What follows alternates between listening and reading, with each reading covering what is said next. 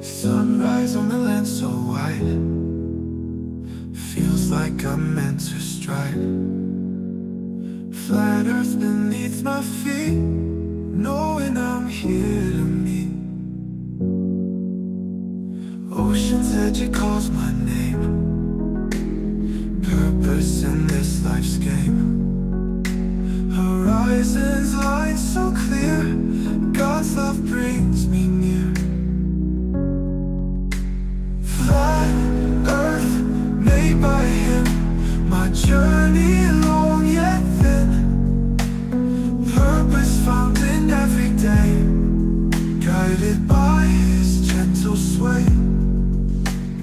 Mountains tall they stand. Yo, Flirs, what's up? Good to see you all. Thank you for coming. Glad you could make it. We are joined with the boss, Michael Khan, Ryan S, Flat Knuckle, and PJ. What's up, guys? How you doing? Yo. Good to see you all again. I mean, I stream all day. I didn't want What's that? Then Michael, and now here again. I'm making up for yesterday. We had a good time. We had a good time eating and watching the films Good, and that good. yesterday. But Vicky's going home today. She is in chat. Well, I think she's in chat. Yeah, she Yeah. is in a minute. Yeah. Hi, babe. Well, Love you. you guys all charged up now with Chinese food, so that's good. Yeah, and I was just saying this morning. Mate, you won't believe what I've just been doing. What? I'm not even going to tell you what I've been doing. But How rude. How rude. That PJ's talking and the boss just interrupts. I was just about to say as well. I'm just sorry, boss can interrupt there. Oh yeah, of course. I was just saying in Michael's stream earlier as well how much that we was talking about the unclean meat and all that, and if we eat pork and all that kind of stuff. And I was just saying, listen, I ain't obsessed about pork. I mean, I like bacon now and again. I just forgot I had a Chinese spare ribs. I mean, pork spare ribs. I just had yeah, You dirty porky. isn't it? You know what I mean? The chow mein with the prawn, the pork, the beef, and the chicken. You know what I mean? So I had it all. All things that these people tell you can't have. Exactly. Vicky says it was nice and quiet without us. Without us? Oh, is it nice and quiet without us? Right, okay. Right, she's asking if it was nice and quiet without us. Listen, anyway, boss is going to be quiet tonight, so. Yeah, I'll have to listen to the last 15 minutes, Michael. I heard Red that. Village idiot. Yeah, Well, But yeah, it's good to see all of you in the YouTube lands. Please hit the likes, share the show. Let everybody know we're live because we're going to be doing a show tonight. Mark Sargent is interviewed on stupid human interviews. Nice. What a name. Okay. What a name to get interviewed on. That's The weird. thing is, like, I wanted to say something like, Karen B used to do the shows with him, right? With these And guys. now she's not, With Mark Sargent. which I find kind of strange. Yeah, she used to do the Strange World shows. Oh, yeah, Mark, yeah.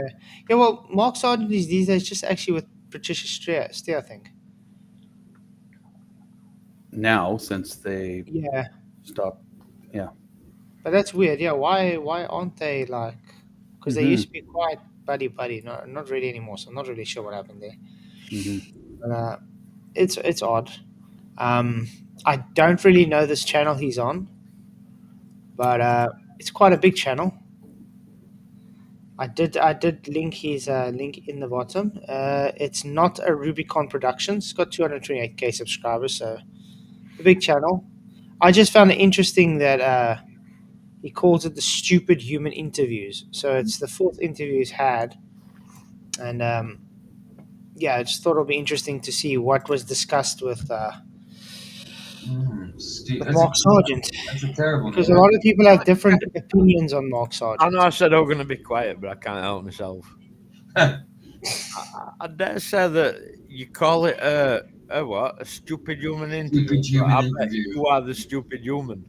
I would say that as well then, because that's a silly name for him. That is just a condescending name. Probably just, for yeah, but it's probably just catchy, or something. So I don't know. But we'll see as it goes on. Yeah. He's got a lot of radios there, hasn't he? The police scanners or two-way radios. Uh-huh. and then he's got a straw man flat Earth on the TV in the background. Listen, don't not Karen, right? Because can you remember when we were streaming PJ talking about Dave Wise? Yes. Karen and what's it called, her boyfriend, were in our chat. That's right. That's right. That's right. She did Oh, come. right. She did come. And she didn't agree with nothing that David was saying at that point. At that point, she It was disappointed. Ted Summer, that's it. Ted Summer. Yeah, look, everybody, but it shows you everybody does have their own different opinions and things, That's right. and that's still a good thing to see, though, because it shows you people don't just take what anybody else just says. Because this is the one thing I have really been bugging me lately in the flat Earth community is you get a certain few flat earthers that think they can dictate to the rest of people what they're allowed to say, how they're allowed to say it. Who do you think you are? You know what I mean? Let everybody say what they want to say. If you disagree with them, rebut them, and that's it. You don't need to dictate to them that they're not true flat earthers or whatever just because they don't agree with you. That's right. I 100% agree. Like, as flat earthers, we've broke free from the indoctrination where we're all in the same mind, and no other flat earther should be telling another flat earther what to think or believe or talk about. Well, otherwise, we might as well all go back to globe, haven't we? Yeah, I mean, yes, we can have disagreements. I mean, like we disagree with Dell and his rising up with Earth. Yeah. I do think it's idiotic. But you're not telling Dell not to believe that, though, are you? No. You're arguing with him. Yeah. I'm telling him. I'm that giving him my arguments on why it's wrong, but I'm not saying, okay, he's not a flat earther.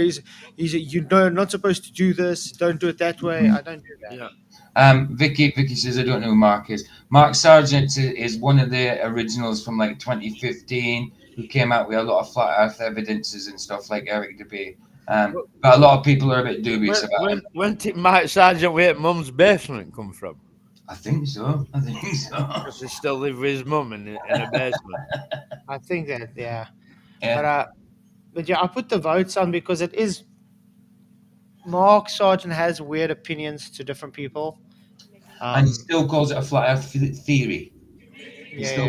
But like I said, I do think he's done some good getting people into flat earth. He has. But you do get a lot of people that believe he's just placed here.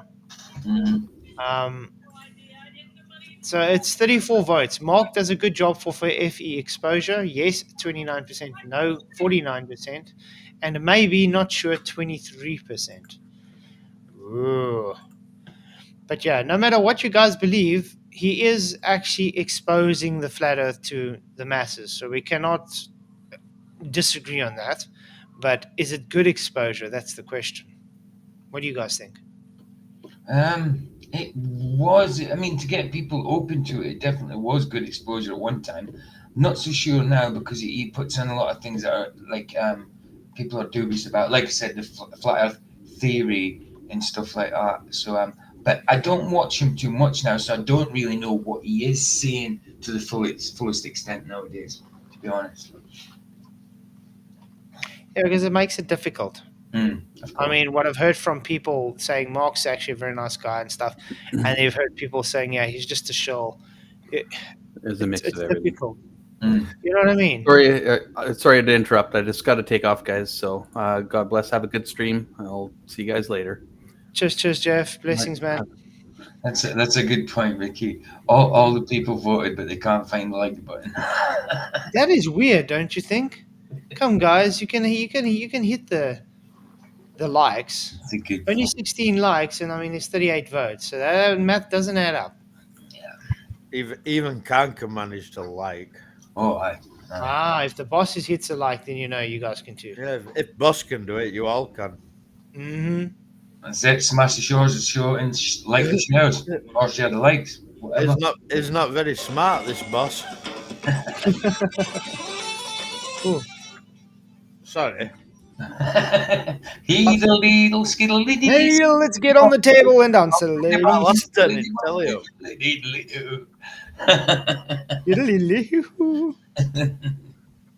Nice. So you guys ready to get on with this and see what is going to be discussed? Right. And yeah, we'll probably go through it as we go on. I did tag Mark as well and this guy. So if you ever want to come and have the discussion, more than happy to talk and we see what happens. I mean, everybody for their own. I think we have to make it more of a mission maybe to get the community of Flat Earth together again. Mm-hmm. Even though we have disagreements and we don't agree with each other, I think it's become very negative.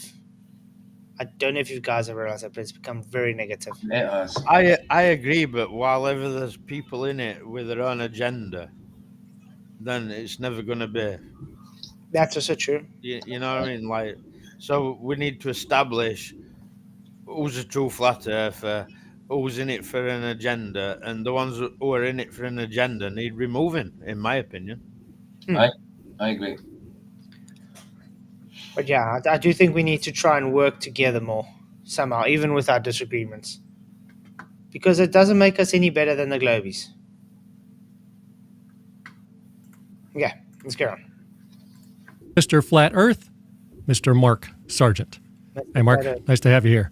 Hi, thanks for having me. Appreciate it. So let's get right into it. The very first question, Yeah. and probably the most important. Yeah. How old were you when you realized that all you really wanted to accomplish in life was to own a Jeep? Believe it or not, I was 15 when I first wanted to buy a Jeep. And have you bought one yet? Do you own a Jeep? Nope. But you still I want to. changed my mind. Peer pressure. That was when I listened to peer pressure a lot. Before I wanted to own a Jeep, I wanted to own a Trans Am. But I did want to own a Jeep at one point, and Every real man does. I know. And I had some. Yeah, have you seen the star on his cap? What's that all about? On Mark's cap. Right. I've lived through loads of peer pressure, and it was never on what type of car you're going to get. Just saying. No. Not actually, no. But I have been seeing on Mark stuff, he has had a lot of symbolism. Yep. Though with his stuff, which That's is that definitely- gives people red flags as well about him.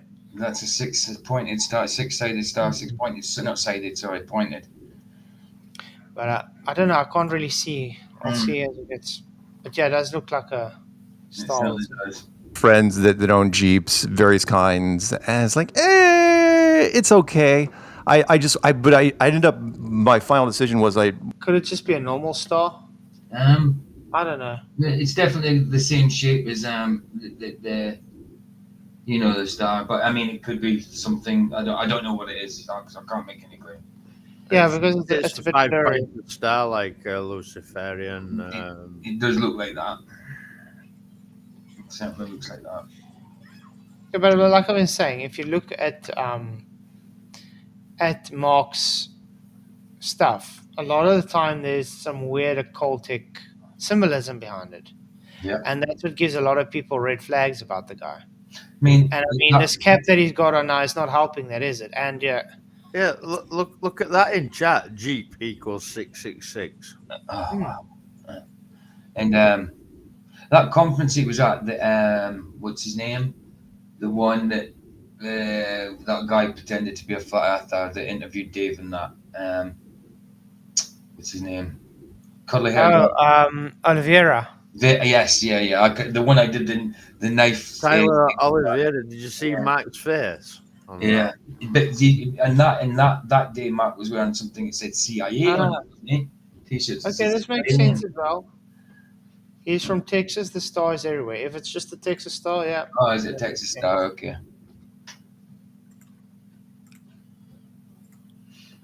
didn't want to be a car guy. I've never been a car guy. In fact, I have owned the same car. A Jeep is not a car. What? Just so that we're clear, a Jeep is not a car. A Jeep is a Jeep. I have never. I don't agree with you there, man. A Jeep is still a vehicle. It's a vehicle. It's a car. Yeah. A Jeep is a model. Mm, Mm-hmm. Model. yeah.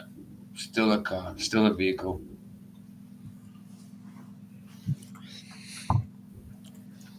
Never been an automotive guy. I've I'll allow owned, that. I've owned the car I've driven for the last 20 years is literally a Chrysler 300C. Drove it, ordered it from the factory, And It's not a bad car, but there's better cars out there. 1 minute, like, who was the guy who was interviewing him? I don't know. Like I said, I don't know the guy, Like, but he's got a who big was channel. the guy to say, I'll allow that? I know. There's That, just that already triggered me. a car is short for the word carriage. So a truck is still a Jeep, is still a carriage. So sorry, that's going back on something, but yeah, it's still a car. Well, it's got 4 wheels, it's got an engine, and gets you from A to B. There we go. Yeah. It's a vehicle. Yeah. That's it. after a while, it's like, yeah, you know what? I'm just not that guy. I don't Hey, watch Roger, Top what's Gear up, man? on a regular basis, even though it's an interesting show. I've just never been that guy. Good question though. So now for why you're here. Yeah. A few years ago, I would have flat out dismissed anything, any ideas or conspiracy theories that didn't align with the narrative. Conspiracy theory. Stop. This guy's got a pizza in space in the background. Yes, he has. That's what I said. He's got a pizza in the back, a straw man, flat Earth on the thing. But I don't know if, hopefully, Mark will call him out on that. But I've never really seen Mark actually call anybody out on that thing, really. He should. I think he should. He has pointed out to them that it's not in space, though. That I can agree. Yeah. But he doesn't really call them out as like, okay, why are you presenting a straw man model? You know what I mean? And they always do present the straw man model to him. Always.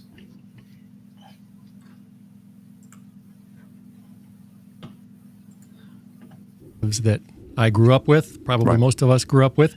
Right. But lately, in the last couple of years, I distrust so much of what the government and big corporations and pretty much in the media, I distrust so much. I have to stop that there because this is a normal, though. Have you guys been realizing even a lot of the globies that love space so much, they distrust the government, but they love space agencies like NASA, which is government-based. Absolutely. They trust them. Yep. And then when you show them things that say, look, it's fake, they just fight tooth and nail, say, no, it's not fake. But they distrust the government. It's like, yeah, that's so logical. I know. It's like when Christians claim to believe in supernatural and deny supernatural things. Same type. I think they're in love with Kennedy and everything he did for the USA. Rah rah rah. So, but there's a lot of conspiracy with that too. So it's basically this is all conspiracy based, in my opinion.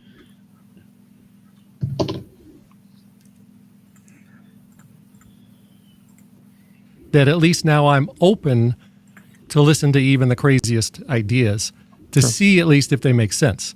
Yeah.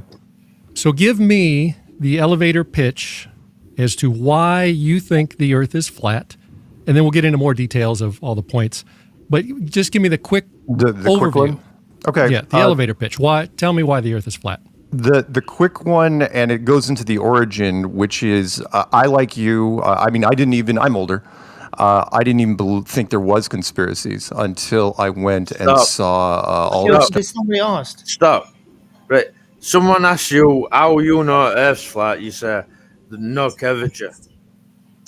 No, you just say straight, no curvature, or you can't violate natural law, or there's no Earth rotation, or whatever. But what's he saying? Oh, I'm like you. Let me give my whole life story. Right. You see, but this is why the people have red flags about the guy. Of course. You know what I mean? But then you have to also think of it as he is in an interview state of mind as well, and he's trying to give a Right. interview type of answer. So here's my thing, right? These people have been in this flat Earth longer than I have, right? Why can they not tell someone why they're not Earth's flat? Why does it have to be a big spiel? I know. Earth's flat because there's no curvature. Simple. You can't measure it, you can't see it, can't detect it. There's no curvature. Earth's not a ball. Yeah, and everything they want to base their ball off of, the reference comes from a flat horizontal datum. I mean, literally starting flat and then calling it curved doesn't make it curved. No, you always got to need that 90 in your car on a curve. Yep. But yeah, it's the sad situation that they usually get asked this very simple question. They don't just give a straight answer back. Mm. I think you're trying to sell something to them. Like it's like almost like they're writing a book. Mm-hmm. Almost like a product. Uh-huh. Mm-hmm. Must be copyrighted. Jones, JFK in the theater back in the early 90s. I mean, literally, I did not think that people lied in power. It's like, why would you? You know, with the exception for money. No. And Surely after not. I saw that, over the next several decades, I went through just about every conspiracy you could think of. Never looked back because I never got married or had kids. So I had tons and tons of free time on my hands. And That's weird. I think even before being a flat earth, surely you knew the government lied to you, Mark Sargent. Surely. You can't surely think that they didn't lie to you at all. Before flat earth. Surely, dude. Surely. You know, it's actually very difficult to find someone in existence today that will disagree with anybody that says the government has lied to you. Exactly. Which is really odd because those same people that say, yeah, the government's lied to me, are the same people that will fight tooth and nail to keep the government. Yep. It's madness, isn't it? Makes so much sense. Well, I heard a song the other day that said, basically the way they put it is the truth can be twisted into a lie. So they didn't quite finish that statement, but they did make it. And I think a lot of people feel that this could be a big lie, but they're going to hold on to the main narrative just in case. They had a backup plan. Yeah. It seems like that's a lot. to the point where I pretty much finished the internet, I thought. I have an opinion on every conspiracy you can think of, except for flat Earth. Because then it's like, well, I had an opinion on every conspiracy, but I'm still not going to look at flat Earth because it's dumb. It's retarded, right? Then I thought, okay, well, I'm not getting any younger. Put it on my bucket list. It's like, oh, I'll shut down flat Earth in a weekend. And the weekend turned into weeks, which turned into months, which turned into 9 months. And then eventually I realized I could not prove the globe in a court of law anymore. 9 months to realize it's flat. I know. I mean, it was a lot quicker than that for me. Yeah. Well, I mean, a Definitely hell of a lot. 9 months. Took me like 9 seconds. Yeah, I was going to say more like 9 seconds. 9 minutes. I would say 9 minutes just to be a bit more. I mean, once you realize, hello, the Earth's flat, you're not gonna sit for 9 months. No. No. Well, I noticed he went right to the core of law thing too. Like he's got to prove it. I mean, just when you start looking into, That's not really. okay, let me see if curve is real, you find, oh no, wait, something's wrong here. It's really not there. Why would it take 9 months to figure this out? Yeah. So they're apprehensive, aren't they? Like they're afraid of it. Mm-hmm. Apprehension. That's a bit more than apprehension. It's obfuscation, apprehension, all rolled up into one. Oh, apprehension, man. It's like crazy. You think you can. Everybody does. The T-shirt reads, I became a flat earther because I tried to disprove it. And that's when in 2015, I just gave up. It's like I woke up, had that Jerry Maguire moment. I know I'm using some pop culture references, where I woke up and I said, you know what? I give up. I'm going to make a series of videos out there, put them out to the hive mind and the internet, because the hive mind is very smart. They don't miss anything. And say, okay, I can't prove the globe. That is a correct statement. Also, he said 9 months to realize he couldn't prove it in court of law, not 9 months to prove it's flat. That is true. True. Yeah, but why would he need to prove it in court of law? That's it. So that would mean he had doubts. Why 9 months? Why not 8? Why not 10? Did he just? He's having a baby. Sorry. No, yeah. Did he just say something about hive mind, or am I mistaken what he said? Yeah, he said hive mind. He did say hive mind. I thought so.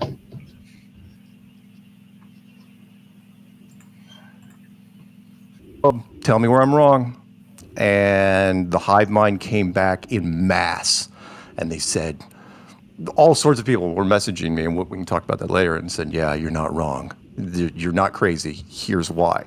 And apparently I was like one of the first people to actually broach the topic in the modern era. I call it Flat Earth 2.0. Yeah, and that's why the people kind of see it, Mark as a shill, because he's like the OG, just all of a sudden just got fame and fortune from this, you know what I mean? Can't really blame them for that. But, yeah, it's apprehensive too.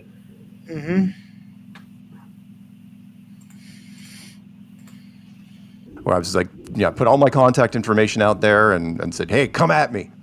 And they didn't, which was awesome. The response has been fantastic. And that was, as you said, back in 2015, coming up on 10 years. All right. So as someone that is new, such as myself, to the exciting and dynamic world of flat earthery, right? How can I go outside right now and see for myself some of these obvious signs that the Earth is flat? Okay. First of all, you don't need to go outside. No. Sitting on a stationary chair. And you're walking across a level floor when you stand up and walk. And you're able to breathe. Just those 3 observations alone shows it's not a globe. And if we were moving at the speed of sound at the equator, you would definitely be able to tell. Agreed. Real quick ones. This was posed to me by a physicist out of Georgetown through a media company, and they said, "Come up with 5 sciencey things." So real quick.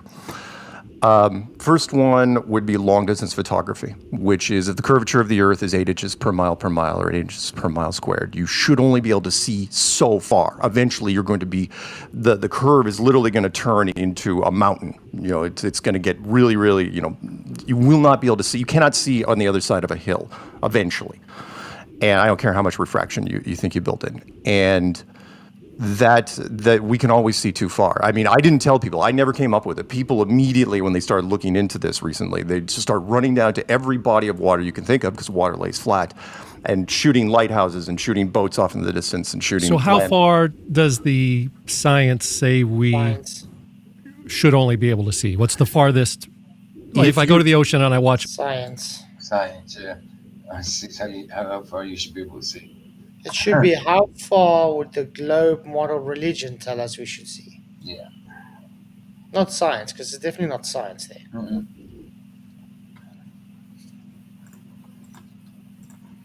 a boat, a ship sail away. What's the furthest it's supposed to be able to be seen from? Well, without binoculars, if a 6-foot guy is standing on the shore, if it's 8 inches per mile squared, your vision's pretty limited anyway. Less than 5 miles, right? So at 5 miles, it should, according to the science, which I'm not denying at this point, it should start to go over the curve of the ball, right? Again, I'll give you. Okay, yeah, Mark, this is actually. Should be where you see Geometry is not science. Exactly. No. That's like saying when God says "behold," that means that's science. Because behold's like saying, "Look, have a glance, observe." That's science. You should be able to see as far as the Rayleigh criterion dictates, right? It depends on the luminescent light you're looking at. You can only see so. All right. You can only see so far. Mm-hmm. Yeah, no, I'll science. give you some quick math, which would be, so if it's 8 inches per mile squared, let's say it's 10 miles. That would be 10 times 10, which is 100, times 8, which is 800 inches, right? So any object that's taller than 800 inches at 10 miles, it should be on the other side of the curve. However, it's not stairs. That math gets really, it starts getting more severe as you go further. So 50 miles, which is 50 times 8, is almost 1,700 feet. So when you grab, what really changed was HD cameras more than anything. I mean, 30 years ago, you couldn't go out there with the cameras, just be a pixelated, blurry mess. But now, That's just true. Definitely would be. It's true. Things do upgrade. And things with it, you couldn't have done it with film, that's for sure. And the more I think about it, like Nat Geo and magazines like that, they have great focal length cameras, and they have tons and tons of photographs on longer distances. They've known about this for a long time. They just don't teach the public about how far you can see because they have to protect their ball, right? That's a conspiracy, I guess. You can call it that, but it seems like it to me.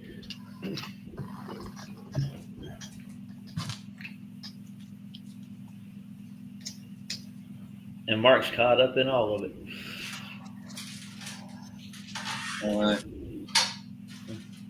What's Flat doing? It sounds like Flats is making toast. It does, doesn't it? Yeah. He's doing something completely different, though. Watch. Probably. He's getting something to do a demonstration. Maybe. I don't know. Getting food. He's getting food. He was getting food. now, cheap, $500 off the shelf. You can zoom in on things that you really couldn't zoom in before. You could bring boats back into frame, which were gone. And we've got so many videos out there where the boat's gone, right? And you just crank up the zoom and it's there. It's now, crystal clear in frame. And it's got to be on a calm day, unfortunately, because we try to stress that through the trolls, because if there's any waves, right, the waves that are closer to you will block a lot more. Yay, foreshortening. He got it. Yeah. Why is that just dopers don't understand what foreshortening is? Well, I guess a lot of average people don't know how lenses work on cameras, too. I'm just saying. Because the curve at the foreshortening kind of doesn't make, but may look like curve through the foreshortening. They like to think that's actual curve. That's probably why. I remember having a conversation with a kid one time, and he was actually using binoculars, and he thought his sight bent over the curve. Wow. Yeah. Well, they do think they can see their own butt, don't they? If there was perfect video atmo and stuff like that, you can see your own butt.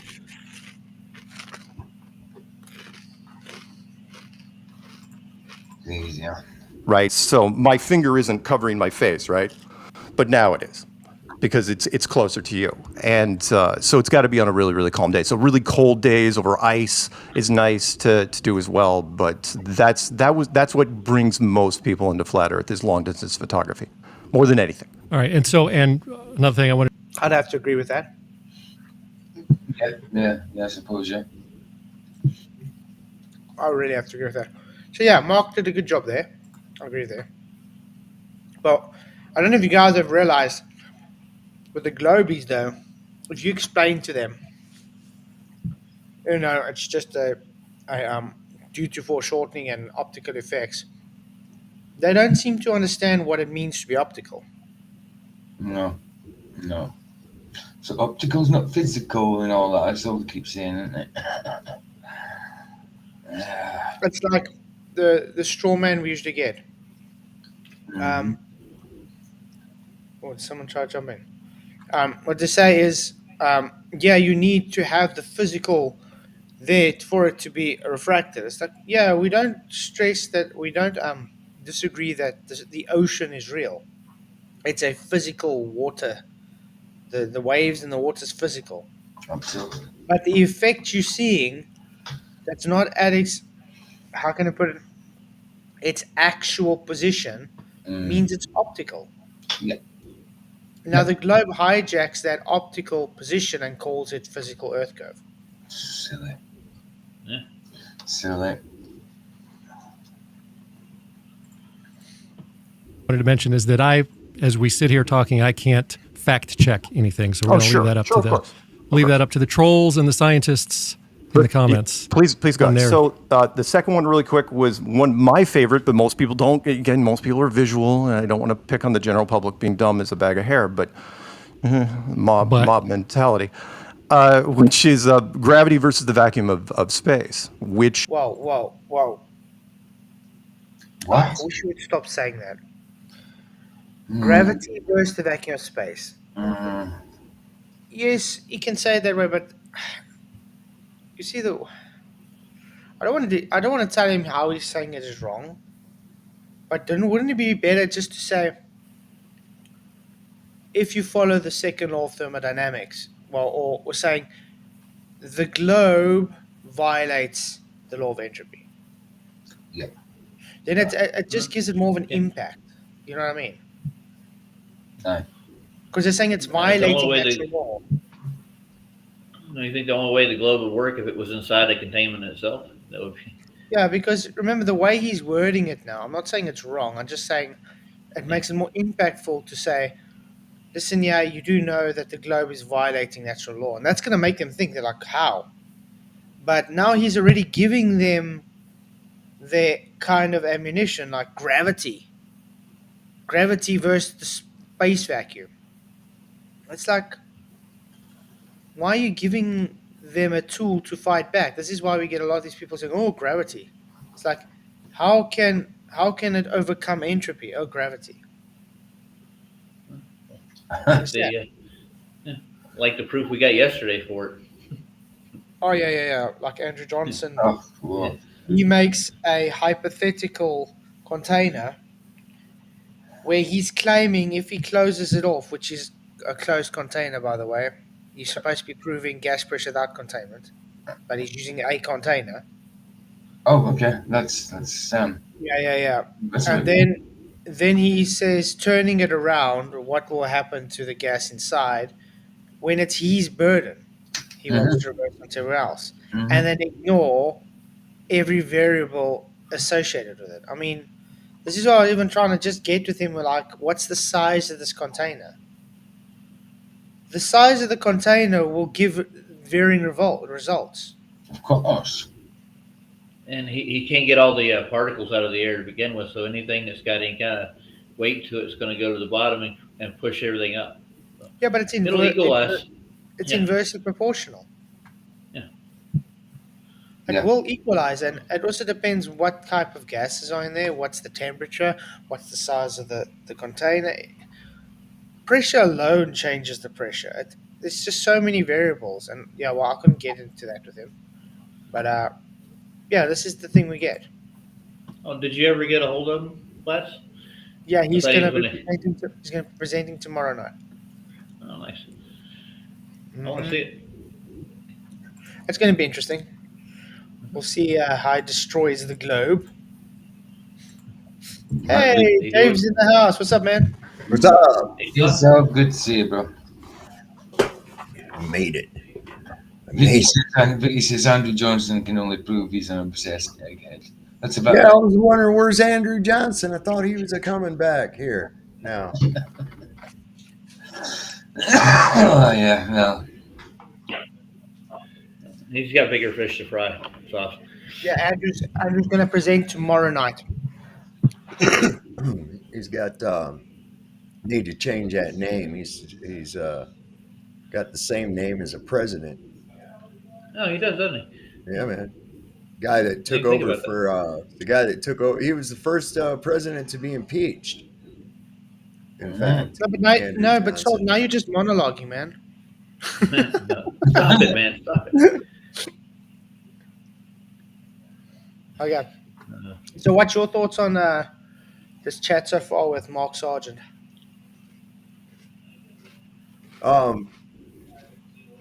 Yeah, I think he gets a little bit long-winded and stuff, and a lot of what he says sounds Not saying that it is, but it sounds like rehearsed when he talks, you know. But you know, he's also learned how to make a camera presence too. So you Mhm. know, you can watch like my early videos and how I am now on camera. I'm more comfortable with it and everything too. You know, you kind of meld into a thing. So I don't know. He's doing pretty good so far. Um, the way the guy words the questions is kind of sus, but hey, what can you do? Yeah. True. But what are your thoughts? Does he give a good exposure for FE or negative? You think? I don't know. There's a lot of people out there that want to call him a shill. I've met Mark. Um, I didn't really get any real red flags or anything from him. He is a really, really nice guy. He just is a very, very Well, nice, that's just nice. saying. That's what I hear. And you know, so I don't have anything bad to say about him. Um, it's I've listened to a lot of his presentations. I don't watch him a lot. I watched him and Karen B when they were doing Strange World a few times, and you know and usually that's if something else isn't on, you know. Um, but now he's with Patricia Steers Yeah, yeah. doing that. Yeah. And I don't know what the hell has happened to Patricia Steers. She's a nice lady and everything, but man, she needed to just leave her appearance alone, you know? Stop going toward that vanity thing with the plastic surgery and whatever else, you know. Yeah, that's it I think in my opinion, she looks not as good as she used to since she's had these procedures and shit done. So Well, when you start tucking it in, it starts to go away, doesn't it? yeah. Can't cut into Then you get like people like Nancy Pelosi, who cut if into it, she it's gonna start drooping. yeah, if she gets one more facelift, she's gonna have a beard, you know? Yep. Good God, Yeah. that's a nice one. Oh well. Everybody for their own though. Yeah, yeah, One thing, Patricia Steer is a very nice person as well. she is. She is Indeed. very, I very just kind. when I see people take drastic measures and things like that to because of something as superficial as appearance, um, you know, I always want to go, stop that, stop that. You're just as God made you. Leave yourself alone, man. Uh-huh. Don't do that. Yeah, yeah, absolutely. Which is, if you guys know anything about, you know, we're breathing in 20% oxygen and 80% nitrogen, give or take. We'll throw away the trace gases for now because it gets messy. And a vacuum is nothing, right? There's nothing in there, and it's tough to visualize because it's invisible. You know, you can say, oh yeah, that's a vacuum chamber over there, but visually you can't tell any difference, which works out very well for NASA. So if there's a vacuum chamber above you, right, in your second floor of your building, you have a valve, and you pop that valve. It's not like the movies, right? It's not this, oh my God, you know, wind and 2 minutes of air left, get the duct tape type thing. It's instantly, it's violent. You can ask anybody that works in deep sea rigs. Spontaneously, not instantly. Like, Just have to. It also depends on what densities of the gases and what's the pressure differentials of the two systems. Mhm. There's Absolutely. arrow of time. So I just have to tell Mark, you might need to think about that, man. that's Or the fear submarines and cell, stuff isn't like it? that. Pressure equalization is no. Sorry? That's the fear cell that they put in the space movies. Just basically the instant vacuum, how fast Uh-huh. it goes. And So, like, what's that pilots- movie with, I think it was Jean-Claude Van Damme, where they're like on Mars or something? No, that's not. That's Arnold. Arnold Schwarzenegger. Arnold Schwarzenegger. We spoke about it the other day. Total Recall is the Total Recall. Yeah, we spoke about it the other day, but we were actually talking about 6 Day, but I was talking about Total Recall, remember? Yeah, But Total Recall was also cool. yeah, it was. I don't think I've met anybody that's actually had the phenomenon of total recall in their mind. I don't think anybody can reenact it. That's the whole point, I think. It's science fiction. No joke. It's awful. And the question is, right, so when you go outside, why is our atmosphere still here? Why is, why hasn't it been just shredded by the infinite vacuum of space, the ultimate vacuum chamber? And the only response is gravity. And it's like, you mean gravity the same because the gas, the nitrogen, the oxygen has mass, even though it's very light, right? Right. So that gravity from the Earth pulls it in, keeps it in. Yes. Yeah. Has to be holding it down. You see why I say I don't really agree with how he's presenting it to him? Because he's given it to him now. Yeah, absolutely. It's like he's on a leash. Yeah. I mean, that's what I say. I would have done it in a totally different way of more bang saying, my favorite, your globe violates natural law. Mhm. That's it. And you're like, how? Well, the law of entropy is violated because you guys claim that a pseudo-scientific non-force is able to have gas attracting to each other to stick to the Earth without having any demonstration of that in history ever observed. There we go. End of story. This whole idea of thinking that a gas is a contiguous mass of substance is bullshit. Okay, Yeah, the columns of air. You can't have it without being contained. It's sort of like you can't reach down and grab a hold of the sand and pick up the whole beach. You know what I'm saying? You can only grab the sand that your hand will hold. Now you have a mass of sand. It's individual. They're individual. And the only way that you can have a quote unquote mass of a gas is to have it in a contained volume. Outside of that, it just does its thing and goes. It's gone. I'm going to be back in like 2 minutes. Sorry, man. Be like thinking you could pick and I like that you could. It's sort of like thinking you could just hook a handle to the beach and pick up the whole beach. You're only going to pick up the sand that's connected to the handle. It's even though that's adding up to the whole amount of the beach. It's all individual shit, and it's not going to be one cohesive mass. So what kind of force do you apply to the sand to get it? What do you mean force? You don't need a force. It's just in disequilibrium. You'd have to take it out of its state where it's at, giving it energy by lifting it. But my point is that even though the entire beach is made out of sand, you can't pick up the whole beach by grabbing a hold of the sand. You know what I'm saying? It's the same thing with the gas. The only way to do anything with it is to have a contained volume of it. Outside of a containment, you don't have a bunch. It's not in a plentiful amount. It's just going to disperse out to fill the empty space. That's all. It's just not bonded. It's not ever going to do that. A couple of hydrogen atoms say, you know what, I'm sick of this fucking elastic collision shit. Let's just stick together for damn sake. Let's do it. All right, I'm down with it. Hey, let's get some friends over here. We're going to become a sun. I'm like, that's stupid shit. Yeah. Nice. Take a condensed mass of any kind of material and explode it. It would just disperse, right? Completely. You have to sing "Kumbaya" to the gas molecules so that they'll stick together, so they'll join hands and be one. Yay! Nice. That's how it works. I was going to go with another thing too. Don't you have to have like a force to lift it? What kind of force would that be? It would be a pulling or a pushing force. Are you lifting it by pulling it or pushing it away from it? Both.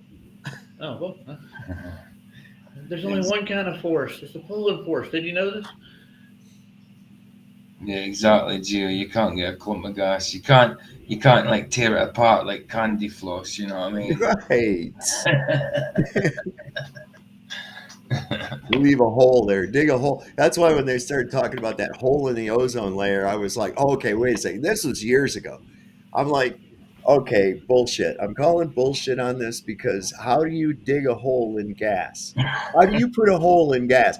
It'd be like trying to dig a hole in the water. It's never going to happen, bro. Oh, that's funny.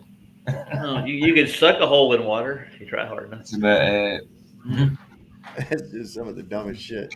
And people fill that hole and then But a scientist said so. I'm like, I don't give a shit, man. Scientist was probably drunk. You're probably right.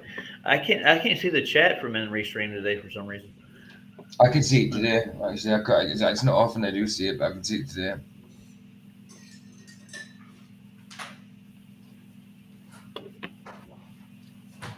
Lowry's in there. Oh, here's a cool quote by Copernicus. It says, neither let anyone, as far as hypotheses are concerned, expect anything certain from astronomy, since that science can afford nothing of the kind.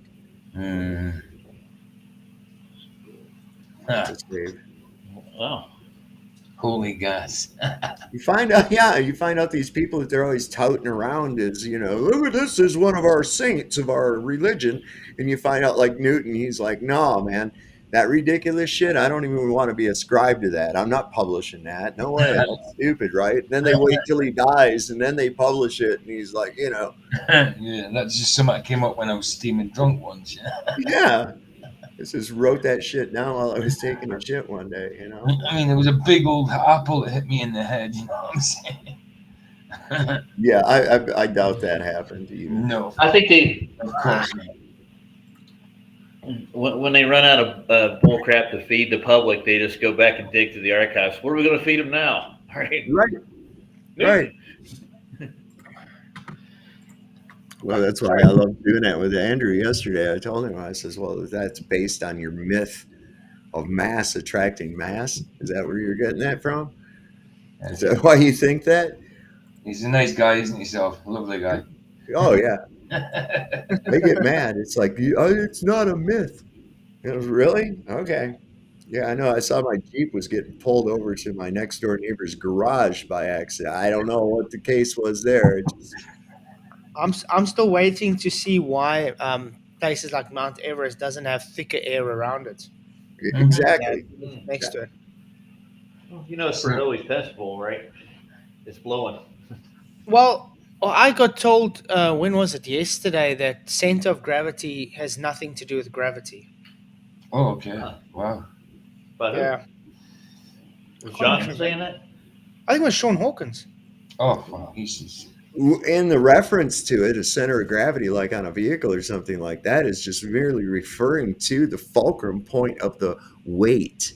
Oh, there it is, gravitas again, referring to weight. But that's the thing with everything. They want to associate weight to gravity. Mm-hmm. Mm-hmm. And that's dishonesty, actually. Because weight isn't gravity. Well, from the original word gravitas, it does mean heavy. It means basically weight. But they're using it to mean, and they're saying that it's the weight that causes it to drop. Well, yeah, I can agree with that. What's the weight? The relative density of an object within a given medium. Yep. We change the medium, we change the weight or gravity, don't we?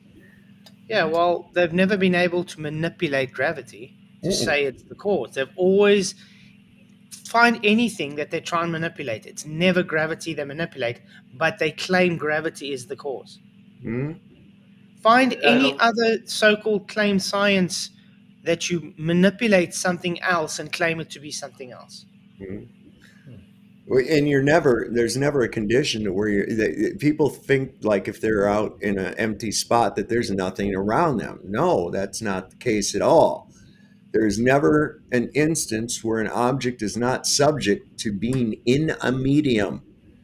You're in something. You're always in something. That's just how nature works. Even their beloved space is in a medium. It's just much less. Right. So you got to think of it.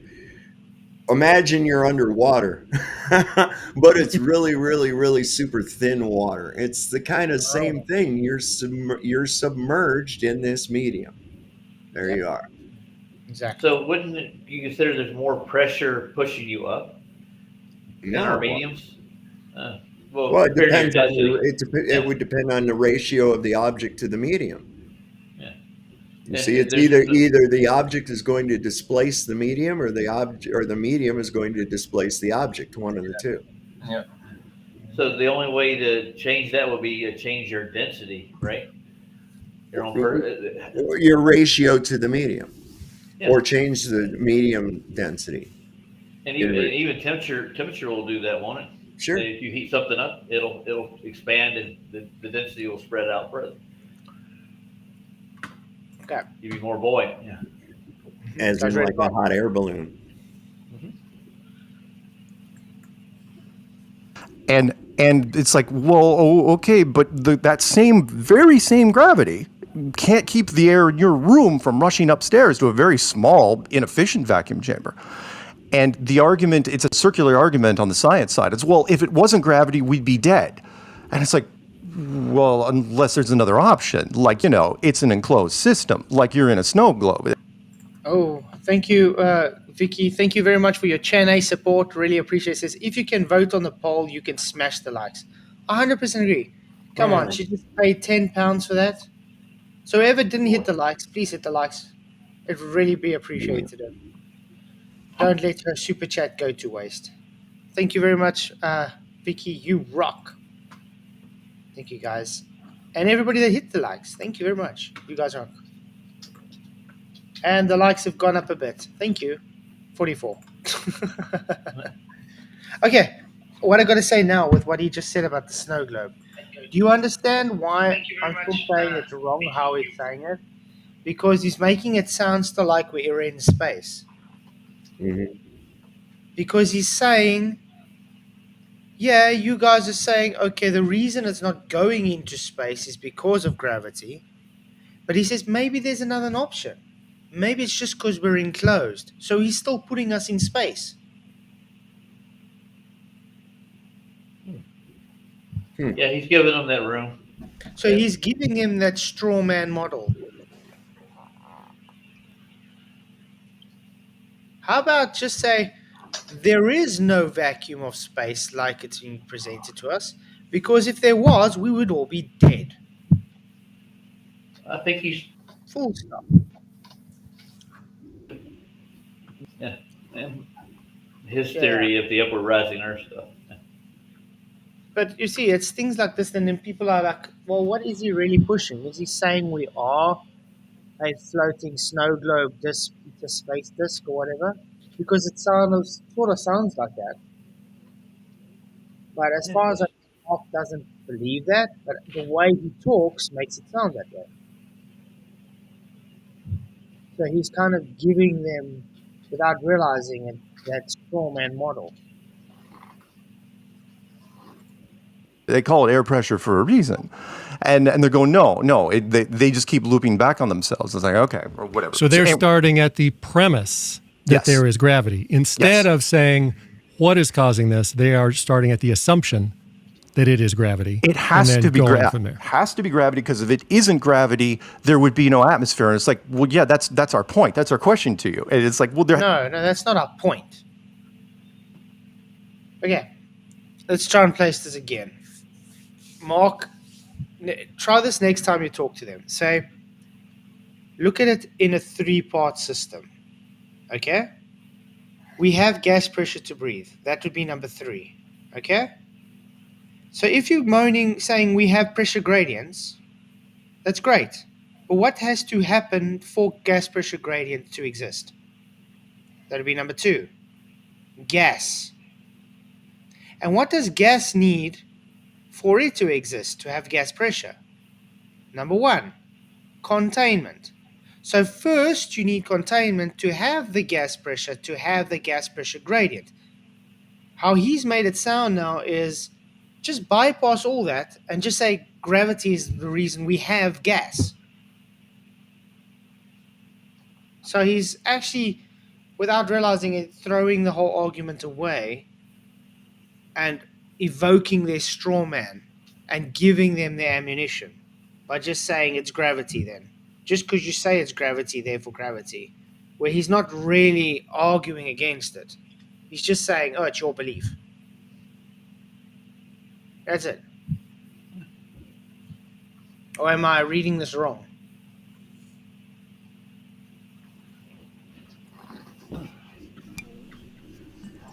You play it back if you want to. What's with Sorry? that microphone, man? That he's always holding that. He's smooching that microphone, man. He loves it. He always holds that little microphone. I thought it was because it was broke like about a year or two ago, and it's like he's still using it, holding on to it. I don't know what the deal is with that. Oh, I don't know. Maybe it's his way of keeping calm when he talks. I don't know. Maybe. Gravity. It's like, no, it doesn't have to be gravity. Maybe he's like thinking it reminds him of a glass of wine or something. Just keeps him off his edge. Because people do get nervous, even if they've been talking on camera for years, and it might just be his coping mechanism. I don't know. Because he does love to use his hands a lot. If you've realized, even when he talks in interviews and stuff, he uses his hands a lot. Probably grew up in a strict house. So you're saying that Sorry? Barely grew up in a strict household, and he had to answer to his parents all the time. So a lot of people get nervous, and they use their hands to try to explain things like something's going to happen. He doesn't.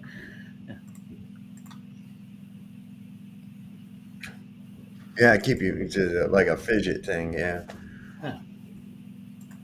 But he does commercials for this burger joint. The sports betting. Yeah. So I don't know, man. Yeah, that sports betting is something that I don't really think he should have got involved with. I don't agree with that shit either.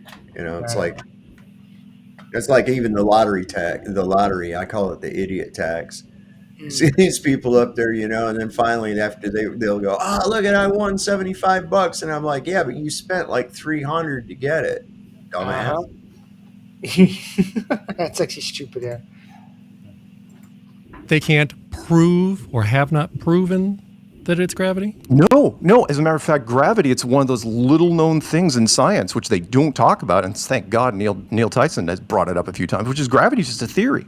Gravity is one of those things. Every scientist will eventually tell you. Physicists hate it when I bring it up to them. I say, "Tell me about gravity," right? And I go, they'll say, "Okay, gravity is a theory, but it doesn't matter because it's repeatable, and we know the symptoms." Okay, there's just another thing. Gravity is a theory. What theory? What kind of theory is gravity? It's not scientific, so it can't be a scientific theory, can it?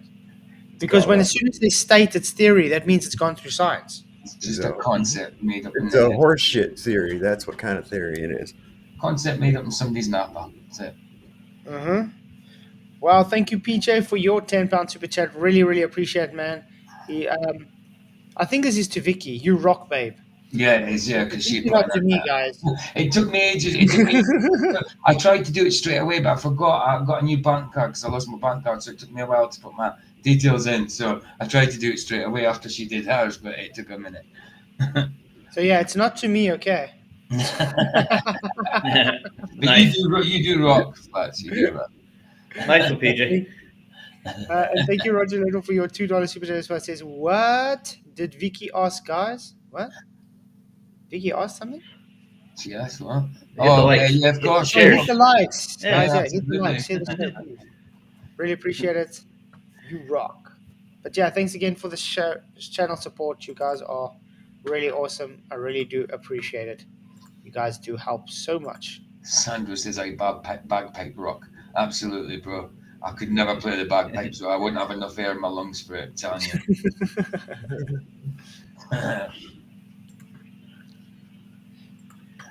Symptoms of gravity. I go, okay, so you can tell me what it does. You can't tell me what it is. So it's a theory. It's like, yeah, I dropped something, right? Of course, right? It falls, right? Well, what is it? Well, it's like, well, it's a mysterious molecular force that pulls things to a center of a ball. It's like, okay. So what is it in flat Earth? For me, it's a mysterious molecular force that pulls things straight down. Combine that with electrostatics and density and buoyancy, and it's like, okay, I'm pretty much on the same ground you are. I'm sure we won't get any comments about that. Okay, I don't really agree with how he worded that either. The density and buoyancy.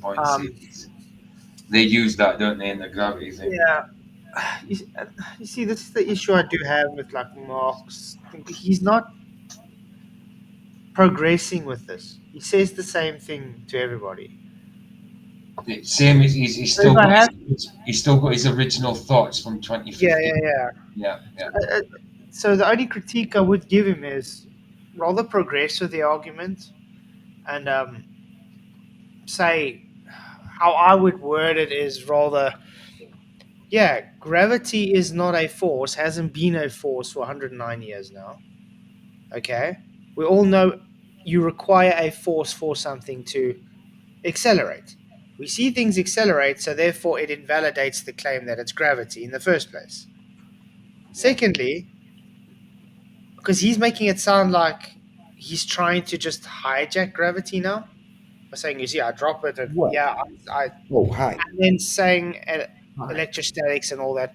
If he wants to believe electrostatics and that, that's the TV. that's fine. But rather say we are able to demonstrate what we claim using hypothesis and experiment, unlike the globe. Because the globe cannot go and manipulate gravity. So how can they claim it? Where we can manipulate our independent variable to show what it does. Yeah. There we go. Then you get But more he's electrostatics. the way he says it, he gives it to them. Yeah, you get more electrostatics over like the oceans when storms are going and stuff like that. That's where I see more activity. When I don't know if it's the motion and the temperature that causes most of that stuff. Yeah. Especially in the gases. I just got to make it clear again. I'm not trying to dictate to Mark what he should be doing or saying. No. I'm just saying I would say it and giving my thoughts on why I would say it that way. Yeah. Because I think Maybe. Mark should be able to sort of progress his argument, because he's been saying the same way throughout the years and it's not progressing. That's what I'm saying. Maybe he'll watch the show and get it. Mark, watch the show. Mark has watched my stuff. He's actually put one of my videos in one of his playlists before. So, yeah, Mark at least does know about me. So hopefully he is tagged. So hopefully he does come in. And actually, I'd love to have a discussion with Mark. I think we'd all just have to just to talk about these refining things, because it does affect us all.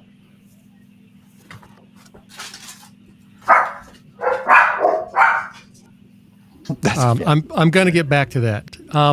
Why then, in your world, why do they tell everyone that the world is the globe, the Earth is a sphere? Right. What's the point? What are they hiding? Why? Why hide it? Why hide it? And it's a wonderful question. The too simple answer would be power.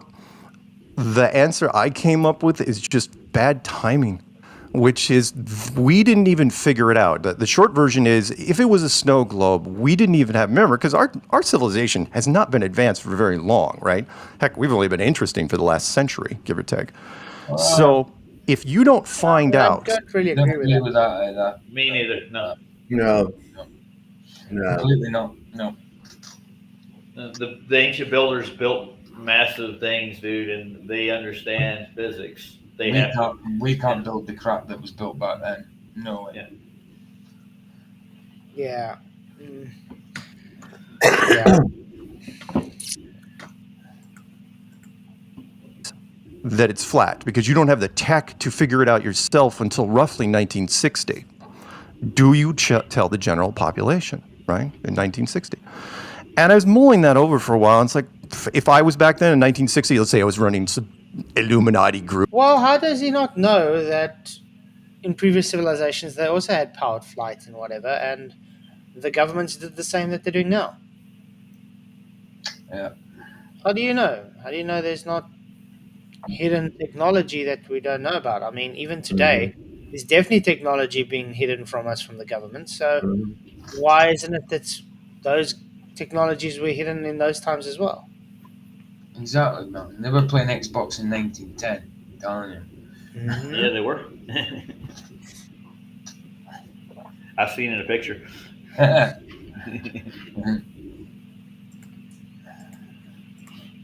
Group, long table, dark, and everybody's smoking for some reason and talking in low tones like Batman.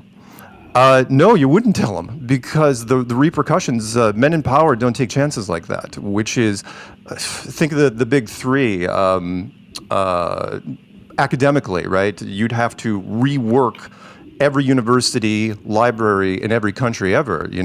Everything from not just astronomy and astrophysics. Biology, hydrology, archaeology, all that stuff. I mean, you'd have to empty libraries, rebuild them back up. Wouldn't that give the big book industry more work and make them more rich? Big book needs to get in on this. Yes. Yes and no. Most everything today is digital. True. Even schools are trying to go push more digital now. About 10 years ago, I saw smart TVs as chalkboards in classrooms, man. I mean, they're trying to actually take school books away and actually just, why do you see more and more schools actually giving tablets and laptops now to students? Because it's going more digital. So, yeah. Actually find anybody that really reads a book these days, a hard copy book. You still get, but very minimal compared to what it used to be. Everything's online. Yeah. And right now my library consists of 6 books and a Bible. Mm-hmm. I wish I had a bigger one. Which is sad. Mm-hmm. But it's all the tree huggers' fault. Save them trees! Let's grow some more. They should. Economically, I mean, come on, the stock markets are so integrated nowadays, anything, twitches them out. So you'd have to shut down, you'd have to suspend trading, not that you shouldn't anyway, suspend trading for months to figure out how that works. But the big thing, unfortunately, is the religious aspect of it, which is you're telling the 5 major religious houses of the world, Buddhism, Hinduism, Judaism, Islam, and Christianity, you're giving them leverage against science, the entire institution of science, simultaneously. What? Wait. I gotta rewind that. What did you say? That doesn't make sense. Let's try again. Is the religious aspect of it, which is you're telling the 5 major religious houses of the world, Buddhism, Hinduism, Judaism, Islam, and Christianity, you're giving them leverage against science, the entire institution of science, simultaneously. And you're saying, oh yeah, by the way, you should probably show some restraint when we give you this. Oh yeah, that's not. Science would never be able to recover. Huh? I don't know what he's on about, to be honest. No, he's saying that religion and science can't actually agree with each other. He's saying because if they say it's flat, then the religions are saying science is wrong. No, I think science I don't agree with that, though. No, it should walk hand in hand. Yeah. It's weird. It's just weird. I understand what he's saying, but it's just weird how he's saying it. It is. I would say there is no science for your globe.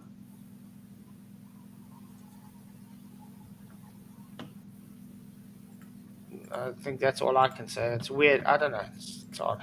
The backlash would be huge. Those 3 aspects, just those 3 alone. I'm sorry, if I was in that room, it'd be like, yeah, we're going to hold on to this for as long as possible. And it was easy enough to do. You seal off Antarctica with a treaty for all time, and then you militarize space. What's in Antarctica? Why would they have to seal off Antarctica? Oh, yeah, sorry. Here, I could probably... It is closed off, from my understanding. Yeah. So Antarctica, here's a little model I'm showing on the screen real quick. So this would be like the glorified snow globe version of it, right? It's a little bigger. The arc isn't as steep as a snow globe. But the only country, or continent, I should say, that doesn't look like normal, all the other continents you pretty much recognize, except for Antarctica. Right, Antarctica isn't this snowy continent that looks like Australia, right? It's actually about the same size. It's this massive continent that surrounds the outside, and it's very, very high and holds the water in. And I wouldn't say it's a continent at all. Yeah. I think it's a series of lands, is what I think, and there is an opening. I think there's more land and stuff in like the Pacific and the Atlantic that they don't let us know about. Yes. It would be so easy to hide. Who the hell flies there or takes a ship out there? Nobody. Plus, if they tried to, I bet you it's restricted. Mm. I mean, it's so easy to hide land from people. Especially in how vast the oceans are, you know. Mm-hmm. And strangely enough, Antarctica is the highest elevation continent in the world. Really strange. Nobody talks about it. The average height of Antarctica is 14,000 feet, which is amazing. I mean, altitude sickness kicks in at 7,000. So Antarctica, what they did was, and again, when I was looking at this thing, part of why I got into this was, it's like, okay, if I had to hide the world from everybody, how would I do it? Well, I mean, it's not something that we, first off, we had nothing to do with the building of this, obviously. The engineering is so far beyond us. But if I had to hide this, one of the first things I would do is I would militarize space, and I would seal off Antarctica. And coincidentally enough, in the same year, in 1959, NASA was founded in 1958. And then the Van Allen radiation belts were announced. Well, NASA was first, weren't they NOAA before NASA? To do with the seas, weren't they? Yeah, they first did oceanic kind of exploration, and then one day they just decided, nah, let's move on to space kind of thing. What do you think they found that scared them so much? They are a branch of the Navy, right? PJ, did you ever watch that movie that I sent to you about the Land Beyond, where they extended beyond Admiral Byrd's expedition? I did. I started watching and I fell asleep. Now you've reminded me I will be watching that again. Definitely. I do remember watching that the same night we spoke about it, and I fell asleep through it. So now I remember, now you've said that, I'm going to watch that. Absolutely. Yeah, that's crazy, because no more science fiction movies like that came out. Everything was either going into space, or there was a few where they went into the Earth, you know. Yeah, that's it. Yeah. This one, they go on, they actually briefing these people at the beginning, showing Admiral Byrd's expedition, and show, the military people briefing these scientists and everything at the beginning. And then their whole job is to go beyond where Byrd had gone. And they end up finding like this tropical area with rainforests, and there's dinosaurs and all kinds of shit, you know? Aye.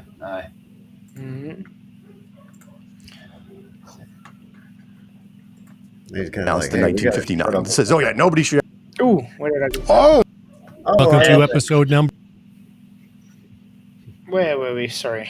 Pressed the wrong button. Mark Gigertal teaching us how to pull weights again. Okay, let's go there.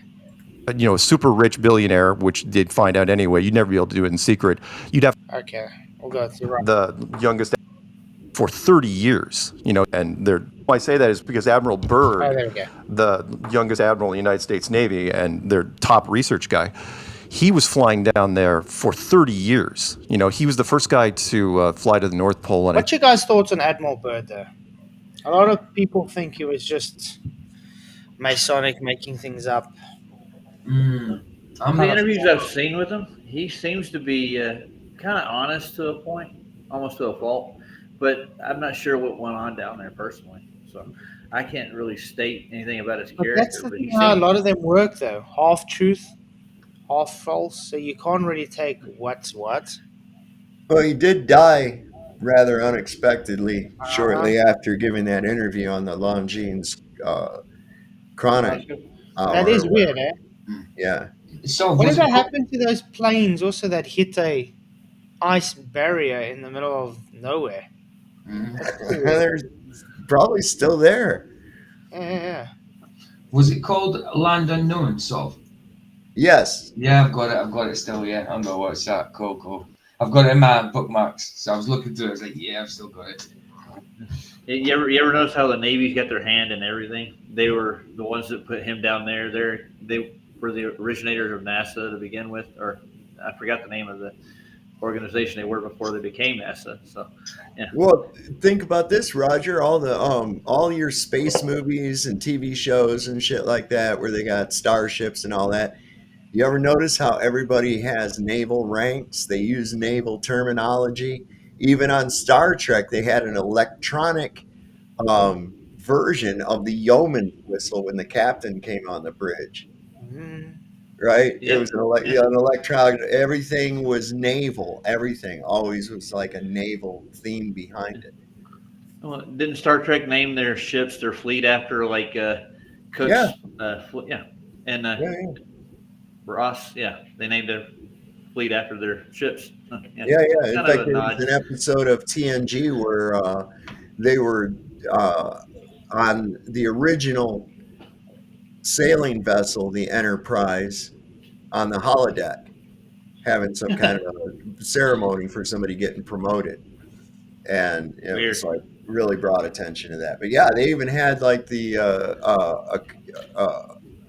Hiru, like Japanese carriers and shit from World War II, the Akaga, all these ships named like that from different navies of the world, promoting again that one world government type shit too. Peace for all. Yes. Hey Dave, good to see you, man.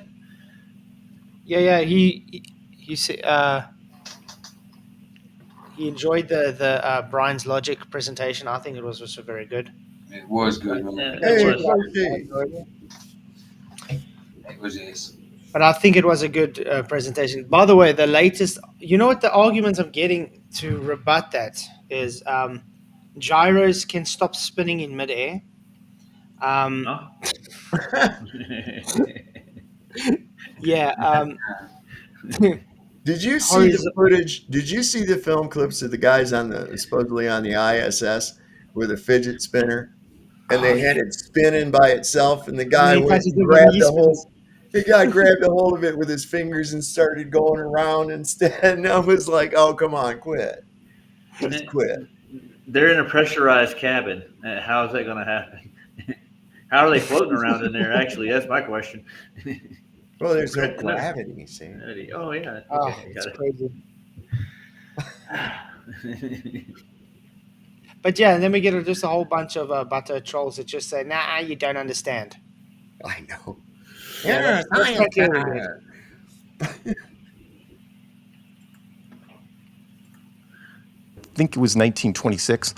And in 1927, for whatever reason, they sent him out to Antarctica, and he flew around there for 30 years before they finally freaked out. And I think what happened was, I think somebody had the old maps, the ancient maps, and probably said, "Oh, it's like, didn't believe it. It's like, it can't actually be that, right?"